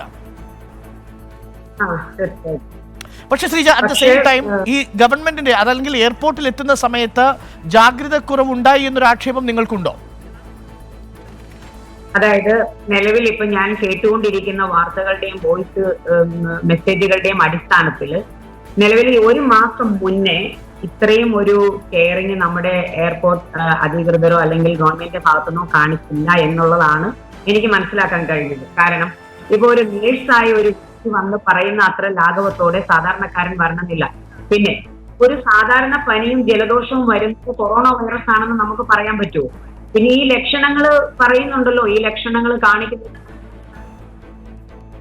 ശ്രീജ, ചെറിയൊരു സാങ്കേതിക തടസ്സമുണ്ട്. ശ്രീജ ഇപ്പോൾ സംസാരിക്കുന്നത് ഇറ്റലിയിൽ നിന്നാണ് എന്നാണ് മനസ്സിലാക്കാൻ സാധിക്കുന്നത്. കേൾക്കുമെങ്കിൽ ശ്രീജ, ഒരു ചോദ്യം കൂടി. ശ്രീജ ഇപ്പോഴും വടക്കേ ഇറ്റലിയിലാണോ ശ്രീജ വർക്ക് ചെയ്യുന്നത്, ജീവിക്കുന്നത്? ഞാൻ നിലവില് അതെ, ഞാൻ വടക്കേ ഇറ്റലിയിലാണ്. ഇവിടെ സുസിയ എന്ന് പറയുന്ന സ്ഥലത്താണ്. എന്താണ് അവസ്ഥ ഇവിടെ? ഇവിടുത്തെ അവസ്ഥ ഇപ്പൊ നിലവിൽ ഞങ്ങൾ ാണ് കാര്യങ്ങൾ. പക്ഷെ ഏറ്റവും കൂടുതൽ നോർത്തിലും റോം എന്ന് പറയുന്ന സിറ്റിയിലുമാണ് അപകടകരമായ ഒരു അവസ്ഥ കാണുന്നത്. ഇപ്പൊ ഞങ്ങൾ നിൽക്കുന്ന ഏരിയയിൽ പിന്നെ വലിയ കുഴപ്പമില്ല. പക്ഷെ ഇപ്പം നിലവിൽ നമ്മുടെ റോമില് നാട്ടിലേക്ക് കടത്തിവിടുന്നില്ല എന്ന് ന്യൂസ് വന്നിട്ടുണ്ട്. അതെ, ഞങ്ങളിപ്പോൾ കാണിച്ചിരുന്നു. അത് ഞാൻ ചോദിക്കട്ടെ, നമ്മൾ ഈ പ്രവൃത്തികള് ഒരു ചെറിയൊരു സാങ്കേതിക തടസ്സമുണ്ട് ശ്രീജ. എന്തായാലും ശ്രീജ താമസിക്കുന്ന സ്ഥലത്ത് വലിയ രീതിയിലില്ല എന്നാണ് മനസ്സിലാക്കാൻ സാധിക്കുന്നത്. ഇതാണ് അനൂപ, വടക്കേ ഇറ്റലിയുടെ ഭാഗത്തു നിന്നും വന്ന ഇപ്പോൾ വൈറസ് ബാധ സ്ഥിരീകരിച്ച 3 പേർ. ഇത് ശ്രീജ പറഞ്ഞ വളരെ പ്രധാനപ്പെട്ട ഒരു പോയിന്റ് ഉണ്ട്. അതായത് നേഴ്സ് വന്ന് പറയുന്നത് പോലെ വലിയ രീതിയിൽ അവബോധത്തോടു കൂടി ആകണമെന്നില്ല ഒരു സാധാരണ യാത്രക്കാരൻ പെരുമാറുക. നമ്മൾ നേരത്തെ കണ്ടതാണ് റാന്നിയിലെ ആ 3 പേർ എത്രമാത്രം അലംഭാവം ഇതിൽ കാണിച്ചു എന്നുള്ളതും. ഈ ആദ്യഘട്ടത്തിൽ സ്റ്റേറ്റ് കലാമിറ്റിയെ പ്രഖ്യാപിക്കുന്ന സമയത്ത് ആ 3 പേരിൽ ഈ കൊറോണ വൈറസ് ബാധ സ്ഥിരീകരിക്കുന്ന സമയത്തുള്ള ജാഗ്രത ഇടയ്ക്കൊന്ന് അഴിഞ്ഞുപോയി എന്നൊരു ആക്ഷേപം അങ്ങേക്കുണ്ടോ അനുവാര്യർ? ഇല്ല, ഇപ്പം ഞാൻ പറയാൻ കാരണം ഇപ്പോൾ നമ്മൾ 1 മാസം മുമ്പത്തെയോ അല്ലെങ്കിൽ 3-4 ആഴ്ച മുമ്പത്തെയോ കഥ എടുത്തു കഴിഞ്ഞാൽ ഇറ്റലി ഇതുപോലൊരു ഹോട്ട് ബെഡ് അല്ല. അന്ന് ചൈനയും south east Asia, south Korea ഇതുപോലത്തെ രാജ്യങ്ങളിലായിരുന്നു കംപ്ലീറ്റ് ഫോക്കസ്. അപ്പോൾ ഒബ്വിയസ്ലി ആസ് ഇവോൾവ്സ് ഇപ്പോൾ ഓരോരോ പുതിയ പുതിയ രാജ്യങ്ങളിൽ ഒരേ നമ്പേഴ്സ് കൂടുകയും ചെയ്യുമ്പോൾ നമ്മൾ ഇതുപോലെ ട്രാവൽ റെസ്ട്രിക്ഷൻസും ഏതേത് രാജ്യങ്ങളിൽ നിന്ന് വേണമെന്നുള്ളതിൻ്റെ നമ്മുടെ പാരാമീറ്റേഴ്സും നമ്മുടെ ചോയ്സസും മാറും. അപ്പോൾ അതുകൊണ്ട് 1 മാസം മുമ്പ് നമ്മൾ ഇറ്റലിയിൽ നിന്നുള്ളവർക്ക് സ്ക്രീനിങ് നമ്മൾ തുടങ്ങിയില്ല എന്ന് പറയുന്നത് ഒബ്വിയസ്ലി അത് ഫെയർ അല്ല. It's not fair to the government. So as the situation evolved, I think we have started reacting to it. So that would be my comment. ശരിയാണ്. അത്രയും വലിയൊരു പ്രതിസന്ധി ലോകമെമ്പാടും ഉണ്ടായിരുന്നതുമില്ല.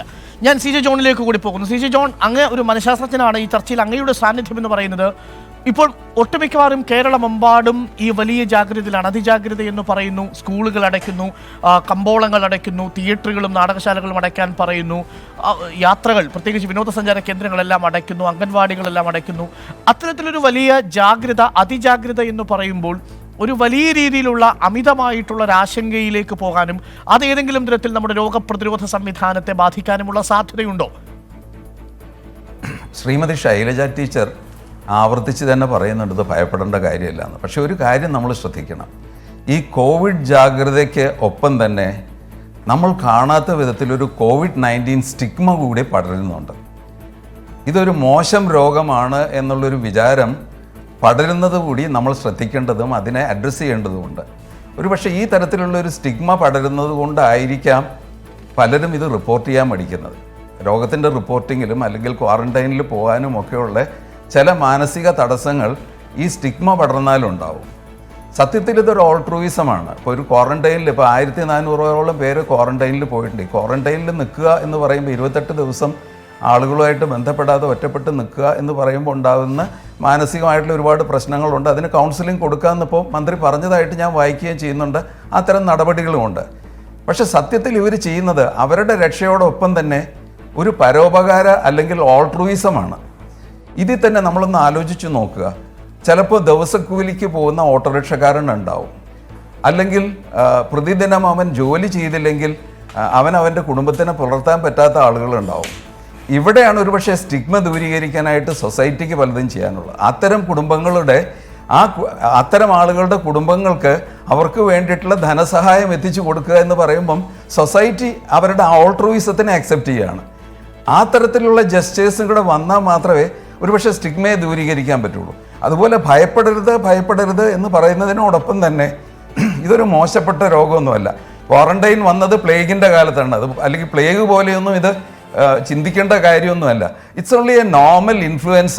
പക്ഷേ ഡോക്ടർ പറഞ്ഞ പോലെ അതിൻ്റെ വ്യാപനം വളരെ പെട്ടെന്നുണ്ടാവുകയും വളരെയധികം ആളുകളെ ബാധിക്കുകയും ചെയ്യുന്നത് കൊണ്ട് 3% റിസ്ക് ഉള്ള മോർട്ടാലിറ്റി റിസ്ക് ഉള്ളതാണെങ്കിൽ പോലും ഒരു സാമൂഹിക ഉത്തരവാദിത്വമുണ്ട് എന്നുള്ള രീതിയിൽ അത് കൈകാര്യം ചെയ്യണം. അതിൽ മോശം കാര്യമാണെന്ന് ധരിക്കരുത് എന്നുള്ള സന്ദേശം കൂടി പോകേണ്ടതുണ്ട്. ഈ സന്ദേശം പോകാത്തത് കൊണ്ട് പൊതുജനങ്ങൾക്ക് എന്താ സംഭവിക്കുന്നത്? 3 തരം ആളുകളാണ് ഉണ്ടാകുന്നത്.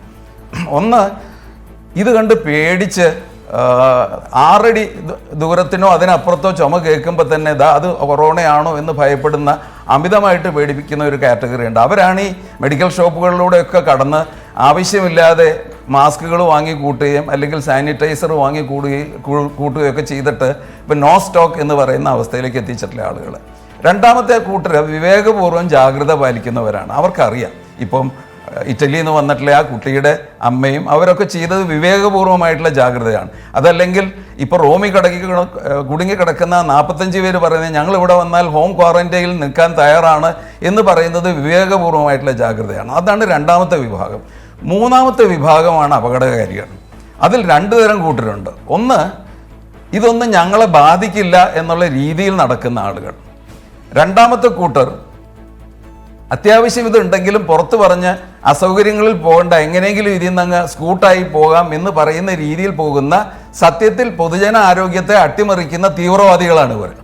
ഇവരെയാണ് ശരിക്കും സൂക്ഷിക്കേണ്ടത്. ഇവരെ അഡ്രസ്സ് ചെയ്തിട്ടാണ് ഒരുപക്ഷെ നമ്മുടെ ക്യാമ്പയിനുകൾ നന്നായി പോകേണ്ടത്. അവര് വളരെ കൃത്യമായി പറഞ്ഞു ഡോക്ടർ. ഈ COVID-19 സ്റ്റിഗ്മ, അതിനെ നമ്മൾ ഇതേ സാഹചര്യത്തിൽ തന്നെ നേരിടേണ്ടതുണ്ട്. ഇതൊരു സാധാരണ നോർമൽ വൈറസ് ആണ്. ഇതിന്റെ മരണനിരക്ക് വളരെ ചെറുതുമാണ്, 3% ആണ്. പക്ഷേ അതിവ്യാപന ശേഷി എന്നുള്ളത് ഇപ്പോൾ നേരത്തെ ഡോക്ടർ അനു സൂചിപ്പിച്ചതുപോലെ നിർഭാഗ്യവശാൽ സാർസിനെയും മെഴ്സിനെയും അപേക്ഷിച്ച് കൂടുതലാണ് താനും. ഞാൻ ഒരിക്കൽ കൂടി എനിക്ക് റോമിലേക്ക് പോകണം. അവിടെ ഹിമയുണ്ട്. ഹിമയ്ക്ക് വളരെ പ്രധാനപ്പെട്ട ഒരു കാര്യം നമ്മളോട് പറയാനുണ്ട്. ഹിമ, ഇപ്പോൾ ഈ സർക്കാരോ അല്ലെങ്കിൽ കൊച്ചിയിലെ ഇന്റർനാഷണൽ എയർപോർട്ട് അതോറിറ്റിയോ ശ്രമിച്ചാൽ നിങ്ങൾക്ക്, അല്ലെങ്കിൽ അവർ ഏതെങ്കിലും തരത്തിലുള്ള ഒരു ഉത്തരവ് പുറപ്പെടുവിച്ചാലോ ഇമെയിൽ ചെയ്താലോ നിങ്ങൾക്ക് അവിടെ നിന്ന് കയറി പോരാൻ പറ്റുമോ? ഞാനൊരു സർക്കുലം സാറിന് കാണിക്കാം. ഇത് എത്രത്തോളം ക്ലിയർ ആണെന്നുള്ളത് എനിക്ക് അറിയില്ല. ഇതിൽ എഴുതിയിരിക്കുന്നത് ഞാൻ വായിക്കാം. ഓഡിബിൾ ആണെന്ന് എനിക്ക് അറിയില്ല.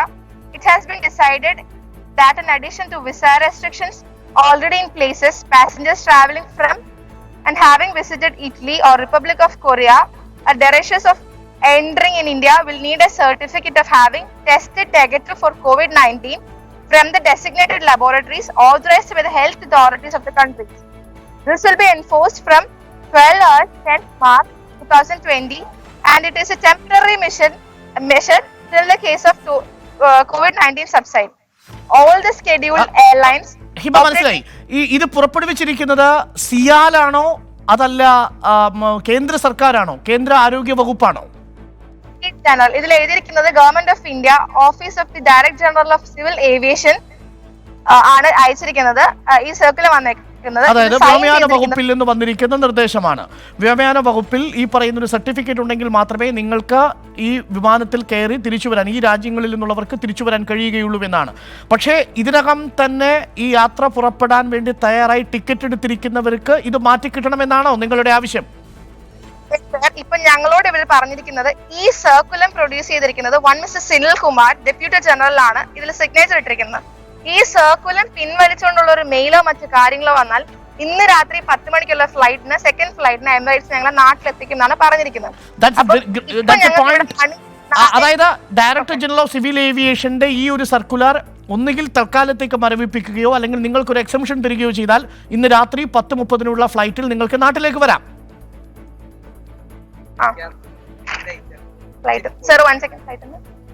പറഞ്ഞോളൂ ഹിമ.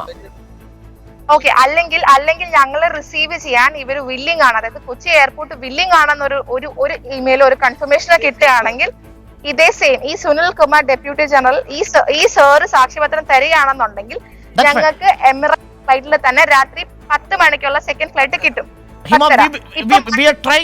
ഞങ്ങൾ എറണാകുളം ജില്ലാ കളക്ടറുമായിട്ടും സിയാൽ അധികൃതരുമായിട്ടും കഴിയുമെങ്കിൽ ഹോം ഡിപ്പാർട്ട്മെന്റിലെ സഹമന്ത്രി, ആഭ്യന്തര സഹമന്ത്രിയായ മുരളീധരനുമായിട്ടും ഇപ്പോൾ ബന്ധപ്പെടുന്നുണ്ട്. ഇതിൽ ഞങ്ങൾ അല്പസമയത്തിനകം ഒരുപക്ഷെ സുഹാസിനെയും സിയാലിനെയും ബന്ധപ്പെടാൻ ശ്രമിക്കും. ദയവ് ചെയ്ത് ഈ സർക്കുലറിന്റെ ഒരു കോപ്പി ഞങ്ങൾക്ക് ഒന്ന് വാട്സപ്പ് ചെയ്ത് തന്നാൽ അതുകൂടി ഞങ്ങൾക്ക് അധികൃതർക്ക് ഇപ്പോൾ നൽകാൻ കഴിയും. ഒരുപക്ഷെ വിത്തിൻ 5 or 10 minutes നമുക്ക് ഇതിലൊരു സൂചന ലഭിക്കുമെന്നാണ് നമ്മൾ പ്രതീക്ഷിക്കുന്നത്. നമ്മൾ ഉടനടി ഈ വിഷയത്തിൽ ഇടപെടുന്നുണ്ട്. ഹിമ, പറഞ്ഞോളൂ. ഞങ്ങൾ എയർപോർട്ട് അതോറിറ്റിനെ കോൺടാക്ട് ചെയ്തിരുന്നു. ഞാൻ പേഴ്സണലി ശൈലജ മാഡത്തിന്റെ പിഎനെ വിളിച്ചു. ഹിമ പ്ലീസ് ഹോൾഡ് ഓൺ. ഇപ്പോൾ പത്തനംതിട്ട ജില്ലാ കളക്ടർ PB നൂഹ് നമുക്കൊപ്പം ചേരുന്നുണ്ട്. ശ്രീ PB നൂഹ്, അങ്ങയുടെ ജൂറിസ്ഡിക്ഷനിൽ പെടുന്ന ഒരു വിഷയമല്ല എന്ന് എനിക്കറിയാം. എങ്കിൽ പോലും ഇപ്പോൾ ഞങ്ങളോടൊപ്പം ഉള്ളത് റോമിൽ നിന്ന് ഇപ്പോൾ കേരളത്തിലേക്ക്, കൊച്ചിയിലേക്ക് ടിക്കറ്റ് എടുത്തിരിക്കുന്ന 45 പാസഞ്ചേഴ്സിന് അവർക്ക് കയറിപ്പോകാൻ കഴിയുന്നില്ല. ഇപ്പോൾ സർക്കാർ പുറപ്പെടുവിച്ചിരിക്കുന്ന ഒരു നിബന്ധന, ഒരു സർട്ടിഫിക്കറ്റ്, കൊറോണ സർട്ടിഫിക്കറ്റ് അവർക്ക് ആവശ്യമുണ്ട് എന്നുള്ളതാണ്. നിലവിൽ അത് പിൻവലിക്കുകയോ കൊച്ചി എയർപോർട്ട് സ്വീകരിക്കുമെന്ന് ഉറപ്പ് കൊടുക്കുകയോ ചെയ്താൽ അവർക്ക് ആ ഫ്ലൈറ്റിൽ കയറി പോകാൻ കഴിയും. PB നൂഹ്, അങ്ങേക്ക് കേൾക്കാൻ കഴിയുമെങ്കിൽ. എന്താണ് ഇപ്പോൾ റോമിൽ നിന്നും കേരളത്തിലേക്ക് ടിക്കറ്റ് എടുത്തിരിക്കുന്ന 45 പേർ എയർപോർട്ടിൽ കുടുങ്ങിക്കിടക്കുകയാണ്. അവരെ കൊണ്ടുവരേണ്ടിയിരുന്ന എമിറേറ്റ്സ് വിമാനം ഇപ്പോൾ അവരെ കൂട്ടാതെ പുറപ്പെട്ടു കഴിഞ്ഞു. അതിനുള്ള കാരണം ഇവർക്ക് കൊറോണ സർട്ടിഫിക്കറ്റ് ആവശ്യമാണ്. അതല്ലെങ്കിൽ കൊച്ചി എയർപോർട്ട് അവരെ സ്വീകരിക്കുമെന്നൊരു ഇമെയിൽ അവർക്ക് ആവശ്യമുണ്ട്. അവർ അവിടെ കുടുങ്ങിക്കിടക്കുകയാണ് ഈ ഘട്ടത്തിൽ. അങ്ങയുടെ ജൂറിസ്ഡിക്ഷനിൽ പെടുന്ന വിഷയമല്ല, പക്ഷെ നമുക്ക് എന്തെങ്കിലും ഈ കാര്യത്തിൽ ചെയ്യാൻ കഴിയുമോ? അവരിപ്പോൾ നമ്മളോടൊപ്പം ലൈവിൽ സ്കൈപ്പിലുണ്ട്. PB നൂഹ്, അത് നമുക്ക് സംസ്ഥാന സർക്കാരിനെ അറിയിക്കുക എന്നുള്ളതാണ്. അത് തീർച്ചയായിട്ടും സെക്രട്ടറിയെയും ഗവൺമെൻറ്റിനെയും അറിയിക്കാനുള്ള നടപടികൾ എടുക്കാം. That's fine. ഹിമ, ഇത് പത്തനംതിട്ട ജില്ലാ കളക്ടറാണ്. നമ്മൾ സുഹാസിനെയും സിയാലിനെയും നമ്മൾ ഈ കാര്യത്തിൽ ബന്ധപ്പെടാൻ ശ്രമിക്കുകയും ചെയ്യുന്നുണ്ട്. ഞാൻ 1-2 ചോദ്യങ്ങൾ കൂടി എനിക്ക് പി ബിനുവിലേക്ക് പോകേണ്ടതുണ്ട് ഈ വിഷയവുമായി ബന്ധപ്പെട്ട് തന്നെ. അതിലൊന്ന്, ഇപ്പോൾ പത്തനംതിട്ടയിലെ നമ്മളെ ആശങ്കപ്പെടുത്തുന്ന എന്തെങ്കിലും ഉണ്ടോ കളക്ടർ? തീർച്ചയായിട്ടും ആശങ്കപ്പെടുത്തുന്ന ഒരു സാഹചര്യം നിലവിലില്ല എന്നുള്ളതാണ് ഇന്നത്തെ റിവ്യൂ മീറ്റിംഗ് കഴിയുമ്പോഴും മനസ്സിലാകുന്നത്. നമുക്ക് നേരത്തെ ഉണ്ടായിരുന്ന ആളുകൾ 733 ആളുകളാണ് നമ്മുടെ ഹോം ഐസൊലേഷനിലുണ്ടായിരുന്നത്. അത് കൂടാതെ അഡീഷണൽ ആയിട്ട് ഒരു 167 നമ്പേഴ്സ് കൂടി ഹോം ഐസൊലേഷനിലേക്ക് ആഡ് ചെയ്തിട്ടുണ്ട് എന്നുള്ളതാണ് നമ്മുടെ ഇന്നത്തെ ഒരു പുതിയ ഇൻഫർമേഷൻ. അതിൻ്റെ റീസൺ നമ്മൾ എക്സ്റ്റെൻസീവായിട്ടും ഇതിൻ്റെ ഒരു കോണ്ടാക്ട് ട്രേസിംഗ് പ്രോസസ്സ് നടത്തിയത് കൊണ്ടാണത്. അത് കൂടാതെയുള്ള പുതിയ അപ്ഡേറ്റ്സ് ഉള്ളത്, കഴിഞ്ഞ ദിവസം ഉണ്ടായിരുന്ന 18 പേഷ്യൻസിൽ നിന്നും ഇപ്പോൾ 28 പേര് നമുക്ക് ഹോസ്പിറ്റലിലായിട്ട് അഡ്മിറ്റഡ് ആയിട്ടുണ്ട്. അവരെല്ലാവരും സ്റ്റേബിൾ കണ്ടീഷനിലാണെന്നുള്ളത് വളരെ ആശാവഹമായ ഒരു കാര്യമാണ്. മൂന്നാമതുള്ള കാര്യം, നമുക്ക് ഏകദേശം നമ്മുടെ കോണ്ടാക്ട് ട്രേസിംഗ് പ്രോസസ്സ് പൂർണ്ണമായിട്ടുണ്ട്. നാളെ ഒരു ഉച്ചയോടുകൂടി നമുക്ക് 100% പൂർണ്ണമാക്കാൻ കഴിയുമെന്നാണ് പ്രതീക്ഷിക്കുന്നത്. പിബിനു, and we appreciate your effort. ജില്ലയിൽ നിങ്ങൾ നടത്തിയ എഫേർട്ടിനെ മുഴുവൻ നമ്മൾ അപ്രീഷിയേറ്റ് ചെയ്യുന്നു. ഒപ്പം തന്നെ ഒരു സംശയം, ഈ ആദ്യ കോണ്ടാക്റ്റിൽ പെടുന്ന ഹൈ റിസ്ക് കാറ്റഗറിയിൽ പെടുന്നവരിൽ വലിയ രീതിയിൽ ലക്ഷണമുള്ളവർ ഏതെങ്കിലും ഉണ്ടോ? അത്തരത്തിൽ എന്തെങ്കിലും സൂചനകൾ നമുക്കുണ്ടോ? തീർച്ചയായിട്ടും നമ്മൾ ഇതിൽ ചെയ്തിരുന്ന പുതിയതായിട്ട് ഇന്ന് തുടങ്ങിയ ഒരു എക്സസൈസ്, ഒരു 40 ഓഫീസേഴ്സിനെ നമ്മൾ പോസ്റ്റ് ചെയ്തിരുന്നു.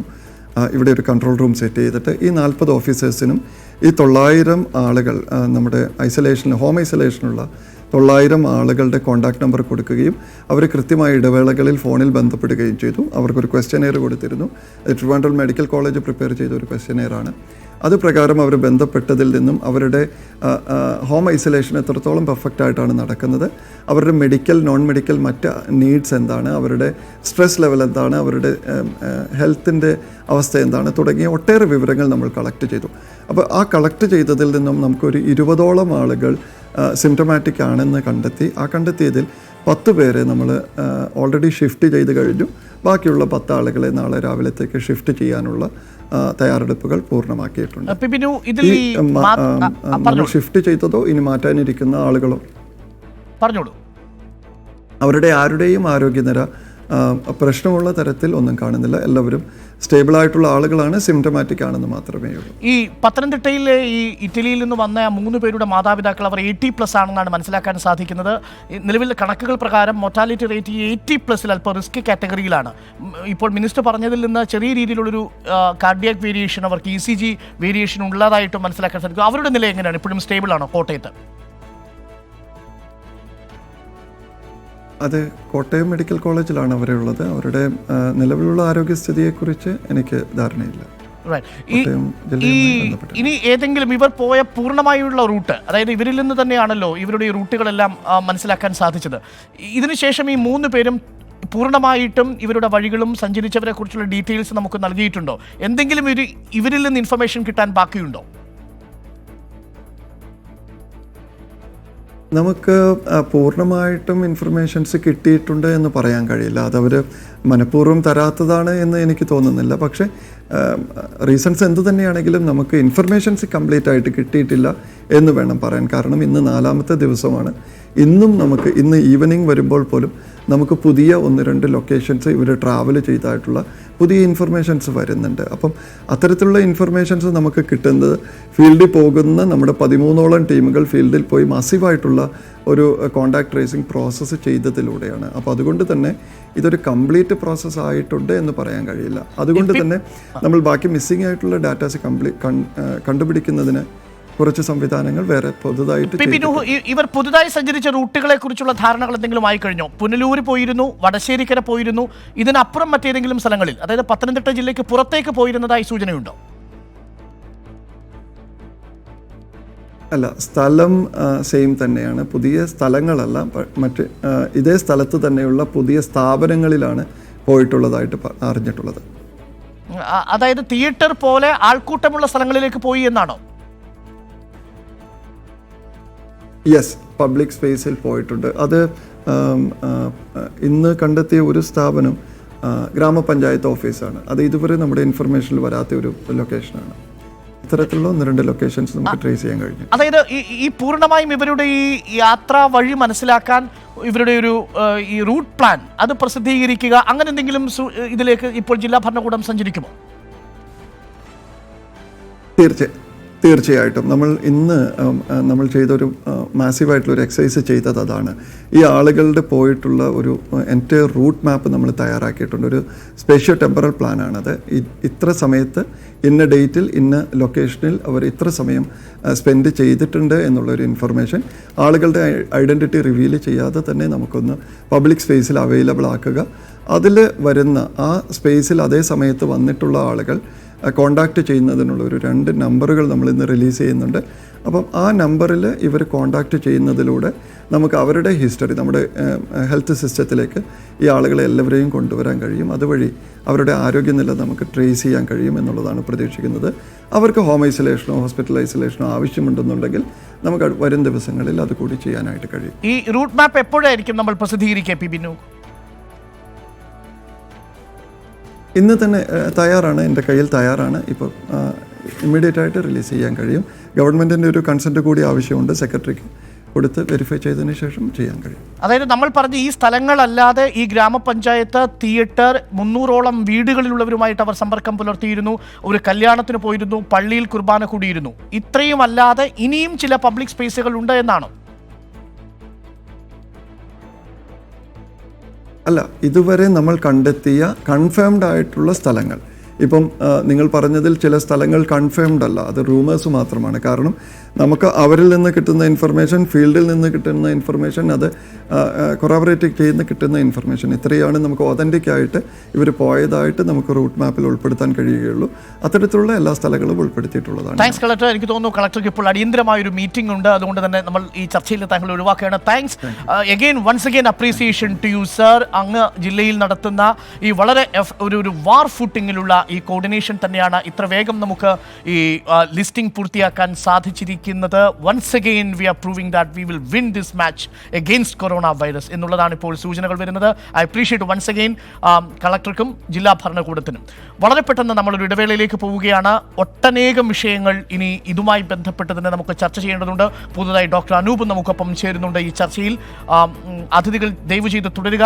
എൻകൗണ്ടർ അന്വേഷിക്കുന്നത് നമ്മൾ കൊറോണ വൈറസ് ബാധയുടെ പ്രതിരോധം ഒരുക്കുമ്പോൾ ഒരു ഓവർ ഡൂയിങ്, അമിതമായി നമ്മൾ പരിഭ്രാന്തി പരത്തുന്നുണ്ടോ എന്നുള്ളതാണ്. അതിൻ്റെ മോർട്ടാലിറ്റി റേറ്റ് സാൾസിനെയും മെഴ്സിനെയും അപേക്ഷിച്ച് തുച്ഛമായിരിക്കെ എന്നാണ് നമ്മൾ അന്വേഷിക്കുന്നത്. ആ ചോദ്യത്തിലേക്ക് നമുക്ക് വരാം. Welcome back. എൻകൗണ്ടർ പരിശോധിക്കുന്നത് COVID-19 അതിജാഗ്രതയിലോ അതിജീവനമെന്നാണ്. ഡോക്ടർ അനൂപ് കൂടി നമുക്കൊപ്പം ചേരുന്നു. ബേബി മെമ്മോറിയൽ ഹോസ്പിറ്റൽ കോഴിക്കോട് നിപ്പയെ പ്രതിരോധിച്ച ഡോക്ടർ സംഘത്തിലെ ഏറ്റവും പ്രധാനിയായിരുന്നു ഡോക്ടർ അനൂപ്. ആദ്യം ഈ വൈറസിനെ തിരിച്ചറിയുന്നതും ഡോക്ടർ അനൂപാണ്. Doctor Anoop, welcome to the show. ജാഗ്രതയിൽ നിന്ന് നമ്മളിപ്പോൾ അതിജാഗ്രത എന്ന ഒരു ഫോർമാറ്റിലേക്ക് സർക്കാർ അതിൻ്റെ പ്രതിരോധ സംവിധാനത്തെ മാറ്റിയിട്ടുണ്ട്. ഈ അതിജാഗ്രത എന്നത് വലിയ ഒരു എന്തൊക്കെയോ തരത്തിലുള്ള ആശങ്കയുണ്ട് എന്നതിൻ്റെ സൂചനയാണോ എന്ന് പൊതുജനങ്ങൾക്കിടയിൽ ഒരു സംശയമുണ്ട്. എന്താണ് ഈ അതിജാഗ്രത നൽകുന്ന സൂചന, അനൂപ്? നമ്മൾ സാധാരണ രീതിയിൽ ഈ COVID-19 ഇതിൻ്റെ രോഗവ്യാപനം നമുക്ക് നമ്മുടെ മുമ്പിൽ വലിയ പാഠങ്ങളുണ്ട്. ചൈനയിൽ അതെങ്ങനെയാണ് വ്യാപിച്ചത്, അതേപോലെ തന്നെ പിന്നീട് ഇറ്റലിയിലും ഇറാനും സൗത്ത് കൊറിയയിലും എന്തൊക്കെയാണ് സംഭവിച്ചത്. അപ്പോൾ ഇവിടെയൊക്കെ പുറത്തുനിന്ന് വന്ന ആൾക്കാരിൽ നിന്ന്, അതായത് ചൈനയിൽ നിന്ന് വന്ന ആൾക്കാരിലേക്ക് അവിടേക്ക് വ്യാപനം തുടങ്ങുകയായിരുന്നു. അപ്പോൾ തുടക്കത്തിൽ ചൈനയിൽ നിന്ന് വന്ന ആൾക്കാരാണ്. അതേപോലെ തന്നെ നമുക്കും ഇവിടെ അങ്ങനെ തന്നെയായിരുന്നു. ചൈനയിൽ നിന്ന് വന്ന 3 വിദ്യാർത്ഥികളിലാണ് ആദ്യം വന്നത്. ഇപ്പോൾ അതേപോലെ തന്നെ ഇറ്റലിയിൽ നിന്ന് വന്ന ആൾക്കാരിൽ വന്നു. അപ്പോൾ അങ്ങനെ വേറെ ഏതെങ്കിലും രാജ്യത്തിൽ നിന്ന് വരുന്ന ആൾക്കാരിൽ എത്രയധികം നമ്പർ ഉണ്ടെങ്കിലും അവരെ നമ്മൾ കൃത്യമായി നിരീക്ഷിക്കുന്ന ആൾക്കാരാണെങ്കിൽ നമുക്ക് വലിയ സാധാരണ രീതിയിലുള്ള ഒരു ജാഗ്രത മതിയാവും. പക്ഷെ ഇപ്പോൾ നമുക്ക് അവരിൽ നിന്ന് തന്നെ വീണ്ടും ഈ 3 പേരിൽ നിന്ന് വീണ്ടും ഏകദേശം 8ഓളം ആൾക്കാരിലേക്ക് രോഗം വ്യാപിച്ചിരിക്കുന്നു. അതായത് നമ്മുടെ സമൂഹത്തിലേക്ക് രോഗവ്യാപനം തുടങ്ങിയിരിക്കുന്നു. ഇനി നമ്മൾ വളരെ ജാഗ്രതയോടുകൂടെ തന്നെ കാര്യങ്ങൾ നിയന്ത്രിച്ചേ മതിയാവുള്ളൂ. കാരണം നമുക്ക് മുമ്പേ ഏതെങ്കിലും ഇത്തരം റിപ്പോർട്ട് ചെയ്യപ്പെട്ട രാജ്യങ്ങളിൽ നിന്ന് വരുന്ന ആൾക്കാരെ നിരീക്ഷിച്ചാൽ മതിയായിരുന്നു. ഇപ്പോൾ നമുക്ക് കൃത്യമായി ഈ തിരിച്ച് വന്ന 3 ആൾക്കാർ അവർ ആരൊക്കെയായിട്ട് ഇടപെട്ടു എന്നുള്ളത് കോണ്ടാക്ട് ട്രേസ് ചെയ്തിട്ടുണ്ടെങ്കിലും നമുക്ക് മുഴുവനായിട്ട് തന്നെ അത് എത്ര ഫലപ്രദമായി ടെസ്റ്റ് ചെയ്യാൻ പറ്റി എന്നുള്ളത് നമുക്ക് വരും ദിവസങ്ങളിലേ പറയാൻ പറ്റുള്ളൂ. 100% എഫക്റ്റീവായി നമുക്ക് ഇനി ചെയ്യുക എന്നുള്ളത് ചിലപ്പോൾ ബുദ്ധിമുട്ടായിരിക്കാം. അപ്പോൾ അതുകൊണ്ട് തന്നെ ആ സ്ഥലങ്ങളിൽ നിന്നൊക്കെ തന്നെ ഈ വീണ്ടും ചെറിയ രീതിയിലുള്ള സ്പ്രെഡ് വരാൻ സാധ്യതയുണ്ട്. ഇപ്പോൾ നമ്മൾ വീണ്ടും രോഗസ്ഥിരീകരണം നടത്തിയ ആൾക്കാരും അവരും നിരീക്ഷണത്തിൽ ഉണ്ടായിരുന്ന ആൾക്കാരല്ല. അവർ രോഗലക്ഷണം വന്നപ്പോഴാണ് അവരെ നിരീക്ഷണത്തിലേക്ക് മാറ്റിയിരിക്കുന്നത്. അതുകൊണ്ട് തന്നെ അവരിൽ നിന്നും രോഗവ്യാപനത്തിനുള്ള സാധ്യതകളും കൂടുതലാണ്. അതുകൊണ്ട് തന്നെ നമ്മൾ വളരെ ജാഗ്രതയോടുകൂടി കാര്യങ്ങളെ നോക്കിക്കണ്ടേ മതിയാവുള്ളൂ. COVID-19 ഡോക്ടർ ശരിയാണ്. ഞാൻ വളരെ പെട്ടെന്ന് വരാം. ഞാൻ അനൂപിലേക്ക് കൂടി പോകേണ്ടതുണ്ട്. അനൂപ്, വളരെ പ്രധാനപ്പെട്ട ഒരു കാര്യം നേരത്തെ നമ്മൾ പറഞ്ഞു, പ്രായവുമായി COVID-19 ഒരു ബന്ധമുണ്ട്. 50 വയസ്സിന് മുകളിലുള്ളവരുടെ മൊർട്ടാലിറ്റി റേറ്റ് വളരെ കൂടുതലാണ് 50 വയസ്സിൽ താഴെയുള്ളവരുടേതെന്ന്. നമുക്കൊരു കണക്ക് കൂടി നോക്കാം. ഇത് ചൈനയിൽ ഇതുവരെ മരണപ്പെട്ടവരുടെ ഏജ് വൈസുള്ള ഒരു ക്ലാസിഫിക്കേഷൻ നമ്മൾ നോക്കുകയാണെങ്കിൽ ഈ മൊർട്ടാലിറ്റി റേറ്റ് എത്രത്തോളം ഉണ്ട് എന്ന് നമുക്ക് കാണാൻ സാധിക്കും. നമുക്ക് അതൊന്ന് കാണാൻ ശ്രമിക്കാം. പല പല ഏജ് കാറ്റഗറിയിൽ എങ്ങനെയാണ് COVID-19 അഥവാ കൊറോണ വൈറസ് ഒരു ഹൈ മോർട്ടാലിറ്റി റേറ്റ് ആയിട്ട് മാറുന്നത് എന്ന് നമുക്ക് വളരെ പെട്ടെന്നൊന്ന് പരിശോധിക്കാം. ഇപ്പോൾ 70 മുതൽ 80 വയസ്സ് അല്ലെങ്കിൽ 70-79 വരെ അല്ലെങ്കിൽ 80-ന് മുകളിലേക്ക് നോക്കുമ്പോൾ അതിൻ്റെ മോർട്ടാലിറ്റി റേറ്റ് 15% കൂടുന്നു. എന്നാൽ 70-79 എത്തുന്ന സമയത്ത് ഒരു 8% മോർട്ടാലിറ്റി റേറ്റാണ് കാണിക്കുന്നത്. പക്ഷേ 80+ ആകുമ്പോഴേക്കും അത് 15%. പല കാരണങ്ങളുണ്ടാവാം. ഇത് നേരിട്ട് ഈ വൈറസ് ബാധിക്കുന്നത് മാത്രമല്ല അതിന് പിന്നിലുള്ളത്, മറ്റസുഖങ്ങളും ഈ ഘട്ടത്തിൽ പ്രായത്തിൽ കൂടുന്നു എന്നൊക്കെ നമുക്ക് കരുതുകയും ചെയ്യാം.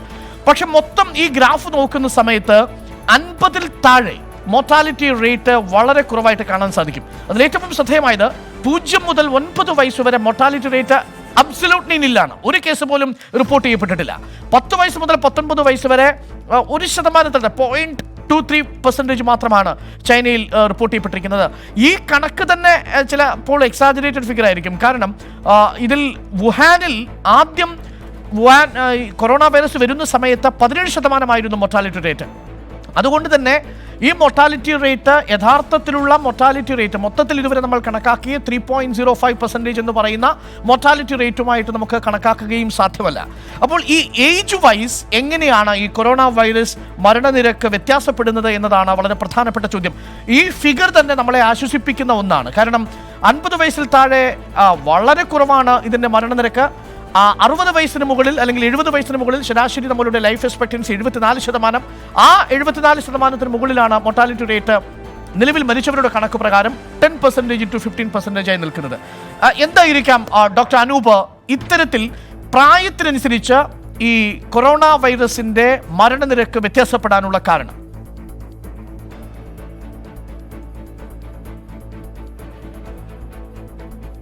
നിപ്പയെ നമ്മൾ വളരെ നല്ല രീതിയിൽ തന്നെ അതിജീവിച്ച് ഒരു ലോകത്തിന് തന്നെ മാതൃകയാണ്. ഡോക്ടർ അനൂപ് വാരിയറിലേക്കാണ് ഈ ചോദ്യം. ഓക്കെ അരുൺ, ഇപ്പം ഞാൻ നേരത്തെ പറഞ്ഞ പോലെ ഇതിന് നമുക്കൊരു ക്ലിയർ ആയിട്ടൊരു ആൻസർ പറയത്തക്ക ഇൻഫർമേഷൻ ഇപ്പം നമുക്കില്ല. ഒരു ഡിഫറൻസസ് ഇൻ അഡാപ്റ്റീവ് ഇമ്മ്യൂണിറ്റി, ഒരു പ്രിസ്യൂംഡ് അല്ലെങ്കിൽ ഇമ്മ്യൂണിറ്റിയുടെ വ്യത്യാസങ്ങൾ നമ്മൾ ഒരു പ്രിസ്യൂം ചെയ്യുന്ന ഒരു കാര്യമാണ്.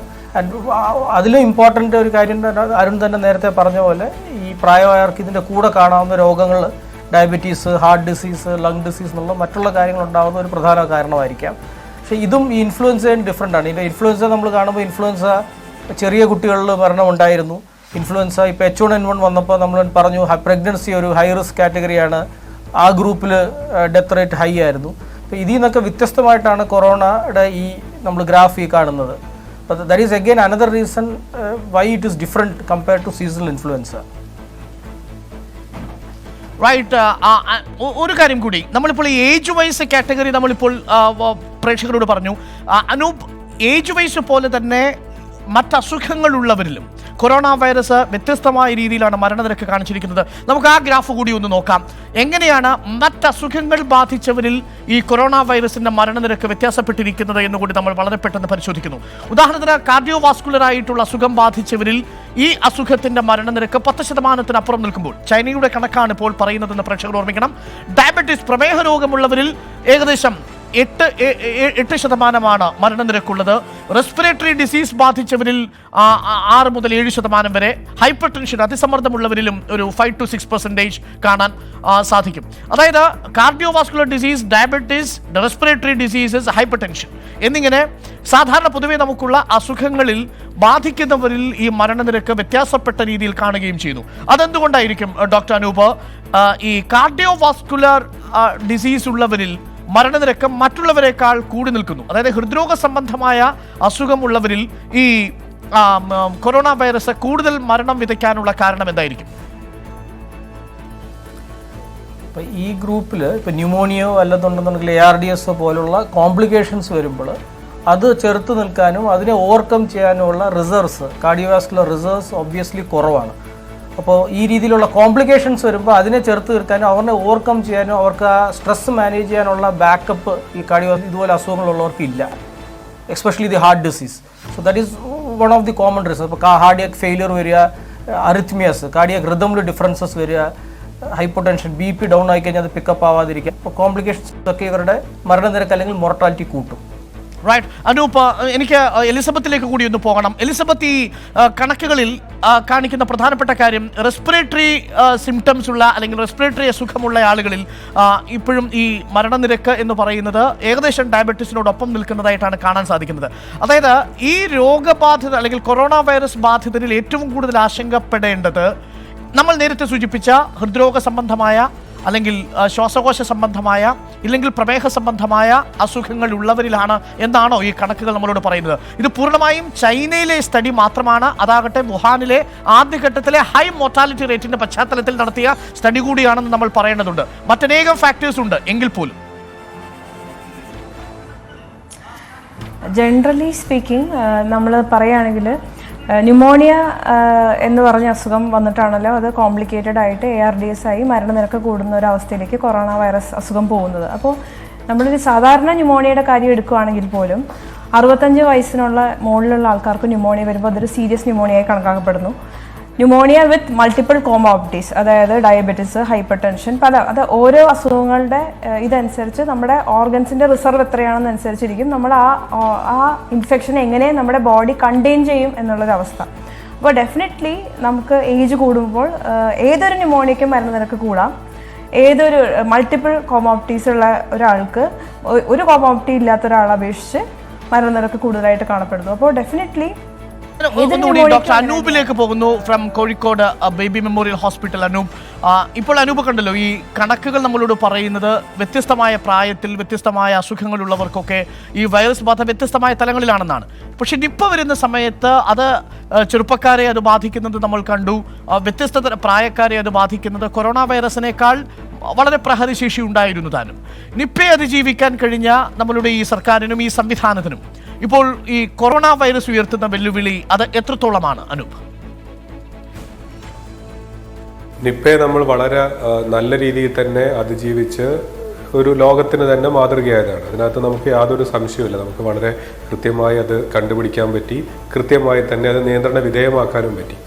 പക്ഷെ നമുക്ക് അതിനകത്തുനിന്ന് വലിയൊരു ഒരു കോൺഫിഡൻസ് കിട്ടിയിട്ടുണ്ട്, വലിയൊരു ഊർജം കിട്ടിയിട്ടുണ്ട്.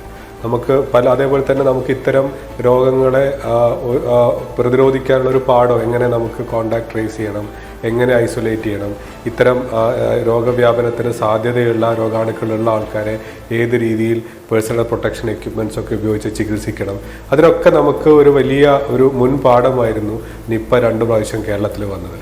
പക്ഷേ എനിക്ക് തോന്നുന്നു നിപ്പയിലൂടെ നമുക്ക് ഒരു കോൺഫിഡൻസ് കിട്ടിയതിനേക്കാൾ കൂടുതലായി നമ്മളൊരു ഓവർ കോൺഫിഡൻസിലേക്ക് പോയോ എന്ന് നമ്മൾ സംശയിക്കേണ്ടിയിരിക്കുന്നു. കാരണം നിപ്പ എന്ന് പറഞ്ഞ രോഗം ലോകത്തിൽ എവിടെ വന്നിട്ടുണ്ടെങ്കിലും അത് വളരെ ചുരുങ്ങിയ ഒരു നമ്പറിലേക്ക് വന്ന് താനെ തന്നെ രോഗം കെട്ടടങ്ങുന്നതായിട്ടാണ് കാണാറ്. അതിൻ്റെ കാര്യം എന്താണെന്ന് വെച്ച് കഴിഞ്ഞാൽ കോഴിക്കോട് വന്ന പോലെ തന്നെ ആദ്യത്തെ രോഗിയിൽ നിന്ന് രണ്ടാമത്തെ ആൾക്കാരിലേക്ക് അത് കൂടിയ നമ്പറിലേക്ക് വരാം. പിന്നീട് അവരിൽ നിന്ന് അങ്ങോട്ടേക്ക് പോകുമ്പോൾ ഈ വൈറസിൻ്റെ ശക്തി കുറഞ്ഞു വരുന്നതായിട്ടും പ്രസരണ ശേഷി കുറഞ്ഞു വരുന്നതായിട്ടും കാണുകയും അവർ മെല്ലെ മെല്ലെ തന്നെ ആ നമ്പർ കൺട്രോൾ ആവുകയാണ് ചെയ്യുന്നത്. നമുക്ക് കോഴിക്കോട് അതാണ് കണ്ടത്. അപ്പോൾ നമുക്ക് ഈ COVID-19 കാര്യത്തിലാണെങ്കിൽ ഇത് ഒരാളിൽ നിന്ന് വേറൊരാളിലേക്ക് പകർന്നു കഴിഞ്ഞാലും ഈ വൈറസിൻ്റെ ശക്തി ക്ഷയിക്കാതെ അല്ലെങ്കിൽ ഇതിൻ്റെ വ്യാപനശേഷി ക്ഷയിക്കാതെ അതേപോലെ തന്നെ അത് തുടരുകയാണ് ചെയ്യുന്നത്. അപ്പോൾ ഇത് വലിയൊരു ആൾക്കാരിലേക്കാണ് പരക്കാൻ പോകുന്നത്.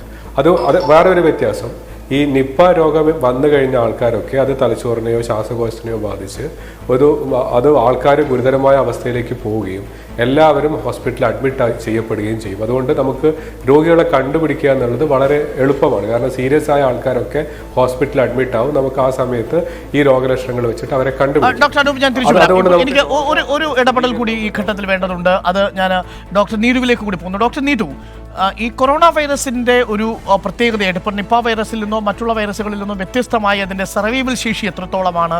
ഇപ്പോൾ സാധാരണക്കാരായ ആളുകൾ പാനിക്കാക്കുന്ന ഒരു പ്രധാനപ്പെട്ട കാര്യം, അവർ സഞ്ചരിക്കുന്ന വഴികളിൽ, അവർ തൊടുന്ന സാധനങ്ങളിൽ, ഹാൻഡ് റെയിലുകളിൽ, ഉപയോഗിക്കുന്ന കറൻസി നോട്ടുകളിൽ, ഇതിൻ്റെ പ്രതലങ്ങളിലെല്ലാം 9 മണിക്കൂർ വരെ ഇതിന് സർവൈവ് ചെയ്യാൻ കഴിയുമെന്ന തരത്തിലുള്ള ചില കണക്കുകളൊക്കെ പുറത്തു വരുന്നുണ്ട്.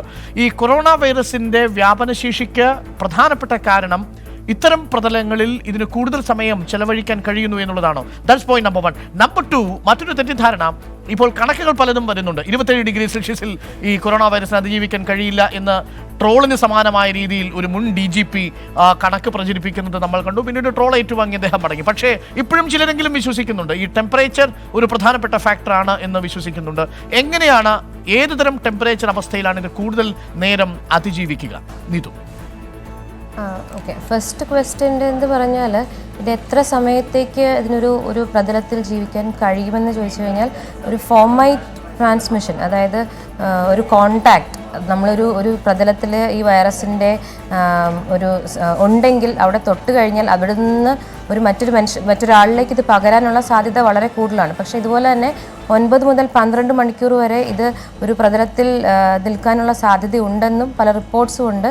ഒരു കറക്റ്റായിട്ടുള്ളൊരു ഇൻഫർമേഷൻ ഇതുവരെയും നമ്മൾക്കതിനെക്കുറിച്ച് ഒരു ആധികാരികമായ ഒഫീഷ്യൽ സൈറ്റിൽ നിന്ന് കണ്ടുപിടിക്കാനായിട്ട് സാധിച്ചിട്ടില്ല.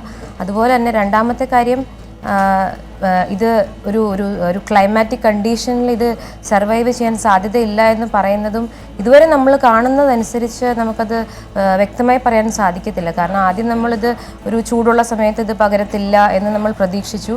പക്ഷേ ഇപ്പോൾ നമ്മളുടെ ഒരു കാലാവസ്ഥയെ വെച്ച് നമ്മൾ കൺസിഡർ ചെയ്യുവാണെങ്കിൽ നമ്മളുടെ ഇവിടെയും ഈ വൈറസ് സ്പ്രെഡ് ചെയ്യുന്നുണ്ട്. അതുകൊണ്ട് ഇതൊരു ക്ലൈമാറ്റിക് കണ്ടീഷനിൽ അതിനെ സബ്സൈഡ് ചെയ്യാൻ കഴിയുമെന്ന് ഇപ്പോൾ നമുക്ക് വ്യക്തമായി പറയാൻ സാധിക്കും. അപ്പോഴും ഒരു സംശയം നീതു സൂസൻ, ഈ മൊത്തം നമ്മൾ ഈ 107 രാജ്യങ്ങളിൽ കൊറോണ വൈറസ് സ്പ്രെഡ് ചെയ്യുന്ന ഒരു സാഹചര്യത്തിൽ പോലും ആഫ്രിക്കൻ കോണ്ടിനെന്റിൽ വലിയ രീതിയിൽ ഇത് സ്പ്രെഡ് ചെയ്തതായിട്ട് കാണുന്നില്ല. ചൂട് കൂടുതലുള്ള മേഖലകളിൽ ഇത് വലിയ രീതിയിൽ സ്പ്രെഡ് ചെയ്തതായിട്ട് കാണുകയും ചെയ്യുന്നില്ല. അത് ഏതെങ്കിലും തരത്തിലുള്ള സൂചനയാണോ? കോമൺ സെൻസ് അല്ല സയൻസ് എന്ന് വ്യക്തമായിട്ട് അറിയാം. എങ്കിൽ പോലും നമ്മൾ ഒരു സാധാരണക്കാരൻ്റെ പെർസ്പെക്റ്റീവിൽ എടുക്കുമ്പോൾ മൊത്തം ഇത് വ്യാപിച്ചു കിടക്കുന്ന രാജ്യങ്ങൾ, ആ രാജ്യങ്ങളിലെല്ലാം താപനില ഒരു വളരെ പ്രധാനപ്പെട്ട ഘടകമായി നിൽക്കുന്നു. ഒരു തരത്തിലുള്ള കോറിലേഷൻ ഈ താഴ്ന്ന ടെമ്പറേച്ചറും ഈ കൊറോണ വൈറസിന്റെ വ്യാപനവും തമ്മിൽ കാണുന്നു. നമുക്ക് അതൊരു ഒരു പെർസെപ്ഷനായിട്ട് അല്ലെങ്കിൽ എന്താ പറയുക, നമ്മളങ്ങനെ വിചാരിക്കാൻ ഒരു പക്ഷേ സാധിക്കുമായിരിക്കും. പക്ഷേ ഇതുവരെയായിട്ടും നമുക്കതൊരു പൂർണ്ണമായി സ്ഥിരീകരിക്കാൻ സാധിച്ചിട്ടില്ല. ഈ പറഞ്ഞ പോലെ ഈ ആഫ്രിക്കൻ കൺട്രീസിൽ എന്തുകൊണ്ടെന്നുള്ളതിന് പല കാരണങ്ങളുണ്ടാകാം. ഒരുപക്ഷെ അവിടുത്തെ ട്രാവലിൽ അത്രയും കൂടുതലില്ലാത്തത് കൊണ്ടാവാം, ഒരുപക്ഷെ അവരുടെ ഇമ്മ്യൂണിറ്റിയിലുള്ള എന്തെങ്കിലും വ്യത്യാസങ്ങളായിരിക്കാം, അല്ലെങ്കിൽ ഒരുപക്ഷെ അതിൻ്റെ ഡിറ്റക്ഷൻ റേറ്റ് കുറവാന്നുള്ളത് കൊണ്ടായിരിക്കാം, നമുക്കറിയത്തില്ല. അപ്പോൾ ഈ ഒരുപാട് കാര്യങ്ങളെ കൺസിഡർ ചെയ്യാതെ ഒരു ബ്ലൈൻഡായിട്ട് ഇതൊരു ടെമ്പറേച്ചർ ബേസ്ഡ് ആയിട്ട് സ്പ്രെഡ് ചെയ്യുന്നതാണെന്ന് പറയാൻ ഇപ്പോൾ നിലവിൽ നമുക്ക് അതിന് അത്രമാത്രമായിട്ട്. ഡോക്ടർ അനൂപ് വാര്യർ, ഈ ടെമ്പറേച്ചർ ക്ലൈമാറ്റിക് കണ്ടീഷൻ എന്നുള്ളതും ഈ വൈറസും തമ്മിൽ ഏതെങ്കിലും തരത്തിലുള്ള ബന്ധം, അങ്ങനെ എന്തെങ്കിലും പഠനങ്ങൾ അങ്ങയുടെ ശ്രദ്ധയിൽപ്പെട്ടിട്ടുണ്ടോ? ഈ പഠനങ്ങളൊന്നുമില്ലാതെയാണ് ഉത്തരവാദിത്തപ്പെട്ട ആളുകൾ 31 ഡിഗ്രിയിൽ ഈ വൈറസ് അതിജീവിക്കില്ല, ആറ്റുകാൽ പൊങ്കാലയുടെ കുടത്തിൽ ഈ പൊങ്കാല തിളയ്ക്കുന്ന സമയത്ത് വൈറസ് ചൈനയിലോട്ട് ഓടും തുടങ്ങിയ ട്രോളിന് സമാനമായ രീതിയിലുള്ള സ്റ്റേറ്റ്മെന്റുകൾ ഇറക്കുന്നത്. ഇത്തരത്തിലുള്ള എന്തെങ്കിലും ഗൗരവമേറിയ പഠനങ്ങൾ ശ്രദ്ധയിൽപ്പെട്ടിട്ടുണ്ടോ അനുപാര്യ? ഇല്ല. ക്ലൈമാറ്റിക് കണ്ടീഷനോ അല്ലെങ്കിൽ ടെമ്പറേച്ചർ, എൻവയറമെൻ്റൽ ടെമ്പറേച്ചർ കൊണ്ട് ഇതിൻ്റെ സ്പ്രെഡ് ട്രാൻസ്മിഷൻ ഉണ്ടാവില്ല എന്നുള്ള രീതിയിലുള്ള സയൻറ്റിഫിക് ആയിട്ടുള്ള പബ്ലിക്കേഷൻസ് നമുക്കില്ല. രണ്ടാമത്തെ കാര്യം, എല്ലാ ഇൻഫെക്ഷൻ ഡിസീസസിനും ഒരു സീസണൽ വേരിയേഷൻ ഉണ്ട്. ഒരു ക്ലൈമറ്റ് അനുസരിച്ചിട്ടുള്ള കുറവും കൂടുതലും നമ്മൾ ഇൻഫ്ലുവൻസ തന്നെ സീസണൽ ഇൻഫ്ലുവൻസ എന്നാണല്ലോ പറയുന്നത്. അതിന് തന്നെ ഒരു സീസൺ ഉണ്ട്. ഡെങ്കിക്ക് ഒരു സീസൺ ഉണ്ട്, നീപ്പയ്ക്ക് നമുക്കറിയാം ഒരു സീസൺ ഉണ്ട്. അപ്പോൾ അങ്ങനെയുള്ളപ്പോൾ definitely the environmental condition and climate will have an impact. പക്ഷെ ആ ഇമ്പാക്റ്റ് ഏത് രീതിയിലുള്ളതാണ് എന്നറിയാൻ ഒബ്വിയസ്ലി വി ഹാവ് ടു ഒരു വർഷം കഴിയണമല്ലോ ഈ ക്ലൈമറ്റും സീസണൊക്കെ കണ്ട് നമുക്കത് മനസ്സിലാക്കാൻ. പക്ഷെ ഒരു കാര്യം വളരെ ഡെഫിനറ്റ് ആണ്, നമ്മുടെ ആംബിയൻ ടെമ്പറേച്ചർ 25, 30, 35 ആയതുകൊണ്ട് നമുക്ക് കൊറോണ വൈറസ് ഇവിടെ പകരില്ല എന്ന് പറയുന്നതിന് സയന്റിഫിക്കായിട്ട് യാതൊരു അടിസ്ഥാനമില്ല. ദാറ്റ്സ് എ പോയിന്റ് അനുവാര്യൻ. എനിക്ക് ഒരിക്കൽ കൂടി അനുവാര്യയിലേക്ക് വരേണ്ടതുണ്ട്. കാര്യം ഇതിന്റെ പ്രിവെൻഷന്റെ കാര്യത്തിൽ അങ്ങേക്ക് 3-4 പ്രധാനപ്പെട്ട പോയിന്റുകൾ നമ്മളോടൊപ്പം ഷെയർ ചെയ്യാൻ സാധിക്കും, സാധാരണക്കാർക്ക് ഉപകാരപ്പെടുന്ന രീതിയിൽ. ഞാൻ അതിലേക്ക് വരാം. ഒരിക്കൽ കൂടി CJ ജോണിലേക്ക് കൂടി പോകുന്നു. CJ ജോൺ, ഇന്ന് 8ഓളം കേസുകളാണ് മൊത്തത്തിൽ ഈ വ്യാജ വാർത്തകൾ പ്രചരിപ്പിക്കുന്നതുമായി ബന്ധപ്പെട്ട് കൊറോണയുടെ പശ്ചാത്തലത്തിൽ സംസ്ഥാന സർക്കാർ എടുത്തിരിക്കുന്നത്. ഇത്തരം ഒരു വലിയ രീതിയിൽ സംസ്ഥാനത്തെ ഒരു വലിയ കലാമിറ്റി ദുരന്തം എന്ന രീതിയിലൊക്കെ വരുന്ന ഈ അസുഖം വരുന്ന സാഹചര്യത്തിലും എങ്ങനെയാണ് ചില മനുഷ്യർക്ക് വ്യാജ വാർത്തകൾ ഉണ്ടാക്കാൻ കഴിയുന്നത്? ഈ സമൂഹത്തിൽ വലിയ രീതിയിലുള്ള പ്രതിരോധ സംവിധാനങ്ങളുമായി എല്ലാവരും ഒരുമിച്ച് നിൽക്കുമ്പോൾ എങ്ങനെയാണ് അവരിൽ നിന്നും മാറി ഇത്തരത്തിലുള്ള ദ്രോഹം എന്ന രീതിയിൽ തന്നെ നമുക്ക് കാണേണ്ടി വരുന്ന തരത്തിലുള്ള ഒരു മെസ്സേജുകൾ അയക്കുന്ന വില്ലനി എങ്ങനെയാണ് ഇവരിൽ രൂപപ്പെടുന്നത്? ശരിക്കും ഇവർ സാമൂഹ്യദ്രോഹികൾ തന്നെയല്ലേ? അല്ല, ഇവരും സത്യത്തിൽ സാമൂഹ്യദ്രോഹികൾ തന്നെയാണ്. ഒരുപക്ഷെ ഞങ്ങൾ വേറിട്ടവരാണ്, വേറിട്ട് ചിന്തിക്കുന്നവരാണ്, ഞങ്ങൾ പുതിയ ചില കണ്ടെത്തലുകൾ നിങ്ങളുടെ മുമ്പിൽ അവതരിപ്പിക്കുകയാണ് എന്നൊക്കെ പറഞ്ഞിട്ട്, പ്രത്യേകിച്ച് ഈ സോഷ്യൽ മീഡിയ ഒക്കെ ഉള്ള കാലഘട്ടത്തിൽ അതങ്ങ് ഷെയർ ചെയ്ത് പോവുകയും ചെയ്യും. ആളുകളുടെ മനസ്സിനെ വല്ലാതെ തെറ്റിദ്ധരിപ്പിക്കുന്ന രീതിയിൽ പ്രവർത്തിക്കുന്നതും അവർ ചിലപ്പോൾ അത് വിശ്വസിക്കുന്നുണ്ടാവാം. ചില ആളുകളൊക്കെ അത് വിശ്വസിച്ചിട്ട് തന്നെയാണത് അതാണ് ശരി എന്ന് വിചാരിച്ചിട്ടാണ്. അതൊരു ഡെല്യൂഷനിൽ പെട്ടിട്ടാണ്. ഇതൊരു സോഷ്യൽ ഡെല്യൂഷനാണ്, അല്ലെങ്കിൽ ഒരു മിഥ്യാധാരണയാണ്, ഒരു രോഗാതുരമായിട്ടുള്ളൊരു തരത്തിലുള്ളൊരു ചിന്ത വെച്ചിട്ട് ഇതാണ് ശരി എന്ന് വിചാരിച്ചിട്ടാണ് ഇത് പ്രചരിപ്പിക്കപ്പെടുന്നത്. പക്ഷെ എന്നിരുന്നാലും എവിഡൻസ് ബേസ്ഡ് ആയിട്ടുള്ള കാര്യങ്ങളെ ഇതുപോലെ നിരാകരിച്ച് ഇത്തരത്തിലുള്ള ഉത്തരവാദിത്തം ഇല്ലാത്ത രീതിയിലുള്ള പ്രചരണങ്ങൾ നടത്തുക, അതും പ്രത്യേകിച്ച് ഒരു പ്രദേശം അല്ലെങ്കിൽ ഒരു സംസ്ഥാനം ഒട്ടാകെ ഒരു യുദ്ധകാലാടിസ്ഥാനത്തിൽ അതിനുവേണ്ടി പൊരുതുന്ന സാഹചര്യത്തിൽ അങ്ങനെ ചെയ്യുമ്പോൾ അത് എന്ത് ന്യായം പറഞ്ഞാലും അവരുടെ ഫിലോസഫിക്ക് അനുസരിച്ച് ചേർന്നാലും എവിഡൻസിന് നിരക്കാത്തതായതുകൊണ്ട് അത് സാമൂഹ്യ വിരുദ്ധ പ്രവൃത്തി തന്നെയാണ്. അത് കുറ്റകരമാണ്. അത് മാതൃകാപരമായിട്ട് ശിക്ഷിക്കാനുള്ള മുൻകൈ എടുത്തത് വളരെ സ്വാഗതാർഹവുമാണ്. CJ ജോൺ, ഞാൻ ഒരിക്കൽ കൂടി അനൂപിലേക്ക് പോകുന്നു. കോഴിക്കോട് ബേബി മെമ്മോറിയൽ ഹോസ്പിറ്റലിലെ അനൂപ്, ഒരു കുടുംബത്തിലെ 3 പേരിൽ നിന്ന് ഇപ്പോൾ 11 പേരിലേക്ക് ഈ കൊറോണ വൈറസ് പടർന്നത് നമ്മൾ കണ്ടു. ഇവരിൽ എത്ര പേർ പ്രാദേശികമായി സഞ്ചരിച്ചിട്ടുണ്ട് എന്ന് നമുക്കറിയില്ല, എവിടെയൊക്കെ പോയിട്ടുണ്ടെന്നറിയില്ല. ഈ ശ്രമകരമായ ജോലിയാണ് ഇപ്പോൾ ജില്ലാ ഭരണകൂടം ഏറ്റെടുത്ത് ഇപ്പോൾ പൂർത്തിയാക്കുന്നത്. എത്രത്തോളം വെല്ലുവിളിയായിരിക്കും ഇവരുടെ ഈ പ്രാദേശികമായിട്ടുള്ള യാത്രകൾ? ഇവരിൽ പലരും സിനിമാ തിയേറ്ററിൽ പോയിട്ടുണ്ടെന്ന് പറയുന്നു, ചിലർ പള്ളിയിൽ പോയിട്ടുണ്ടെന്ന് പറയുന്നു, ചിലർ റെസ്റ്റോറൻറ്റിൽ പോയിട്ടുണ്ടെന്ന് പറയുന്നു, ഇപ്പോൾ ഗ്രാമപഞ്ചായത്തിൽ പോയിട്ടുണ്ടെന്ന് പറയുന്നു, ബന്ധുവീടുകളിൽ പോകുന്നു. എന്നാലും ബന്ധുവീടിൽ പോയി അവർ 2 പേർക്ക് കൂടെ കൊടുത്തു. കോട്ടയത്ത് ഇവരെ കൂട്ടിക്കൊണ്ടുവന്ന 2 പേർക്ക് കൊടുത്തു, അപ്പനും അമ്മയ്ക്കും കൊടുത്തു. പിന്നെ അതിനുശേഷം ഇവർ സഞ്ചരിച്ച വഴികളിൽ എവിടെയെല്ലാം സഞ്ചരിച്ചിട്ടുണ്ടോ അവിടെയെല്ലാം ഈ വൈറസും വിതച്ചുകൊണ്ടായിരിക്കുമല്ലോ ഇവർ പോയിട്ടുണ്ടാവുക. എത്രമാത്രം വെല്ലുവിളിയാണ് ഇവരുടെ പ്രാദേശിക യാത്രകൾ?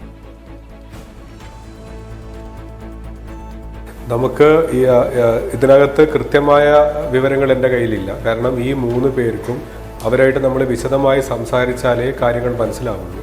അവർക്ക് വന്ന സമയത്ത് ഏത് രീതിയിലൊക്കെ സിംറ്റംസ് ഉണ്ട്, അതല്ലെങ്കിൽ ചെറിയ രീതിയിൽ സിംറ്റംസ് വന്ന സമയത്ത് അവർക്ക് ചുമ അല്ലെങ്കിൽ തുമ്മൽ, ഈ രീതിയിൽ രോഗവ്യാപനം നടത്താൻ പറ്റിയ രീതിയിലുള്ള രോഗലക്ഷണങ്ങൾ ഏത് ദിവസങ്ങൾ മുതലാണ് ഉണ്ടായത്, ഈ സമയത്തൊക്കെ അവരെത്ര ആൾക്കാരുമായി അടുത്ത് ബന്ധപ്പെട്ടിട്ടുണ്ട്, ആൾക്കാർ കൂട്ടം കൂടുന്ന സ്ഥലങ്ങളിലൊക്കെ അവരെത്ര പോയിട്ടുണ്ട്, അതല്ലെങ്കിൽ ഇവർ പബ്ലിക് ട്രാൻസ്പോർട്ട് ഉപയോഗിച്ച് എവിടെയൊക്കെ യാത്ര ചെയ്തിട്ടുണ്ട്.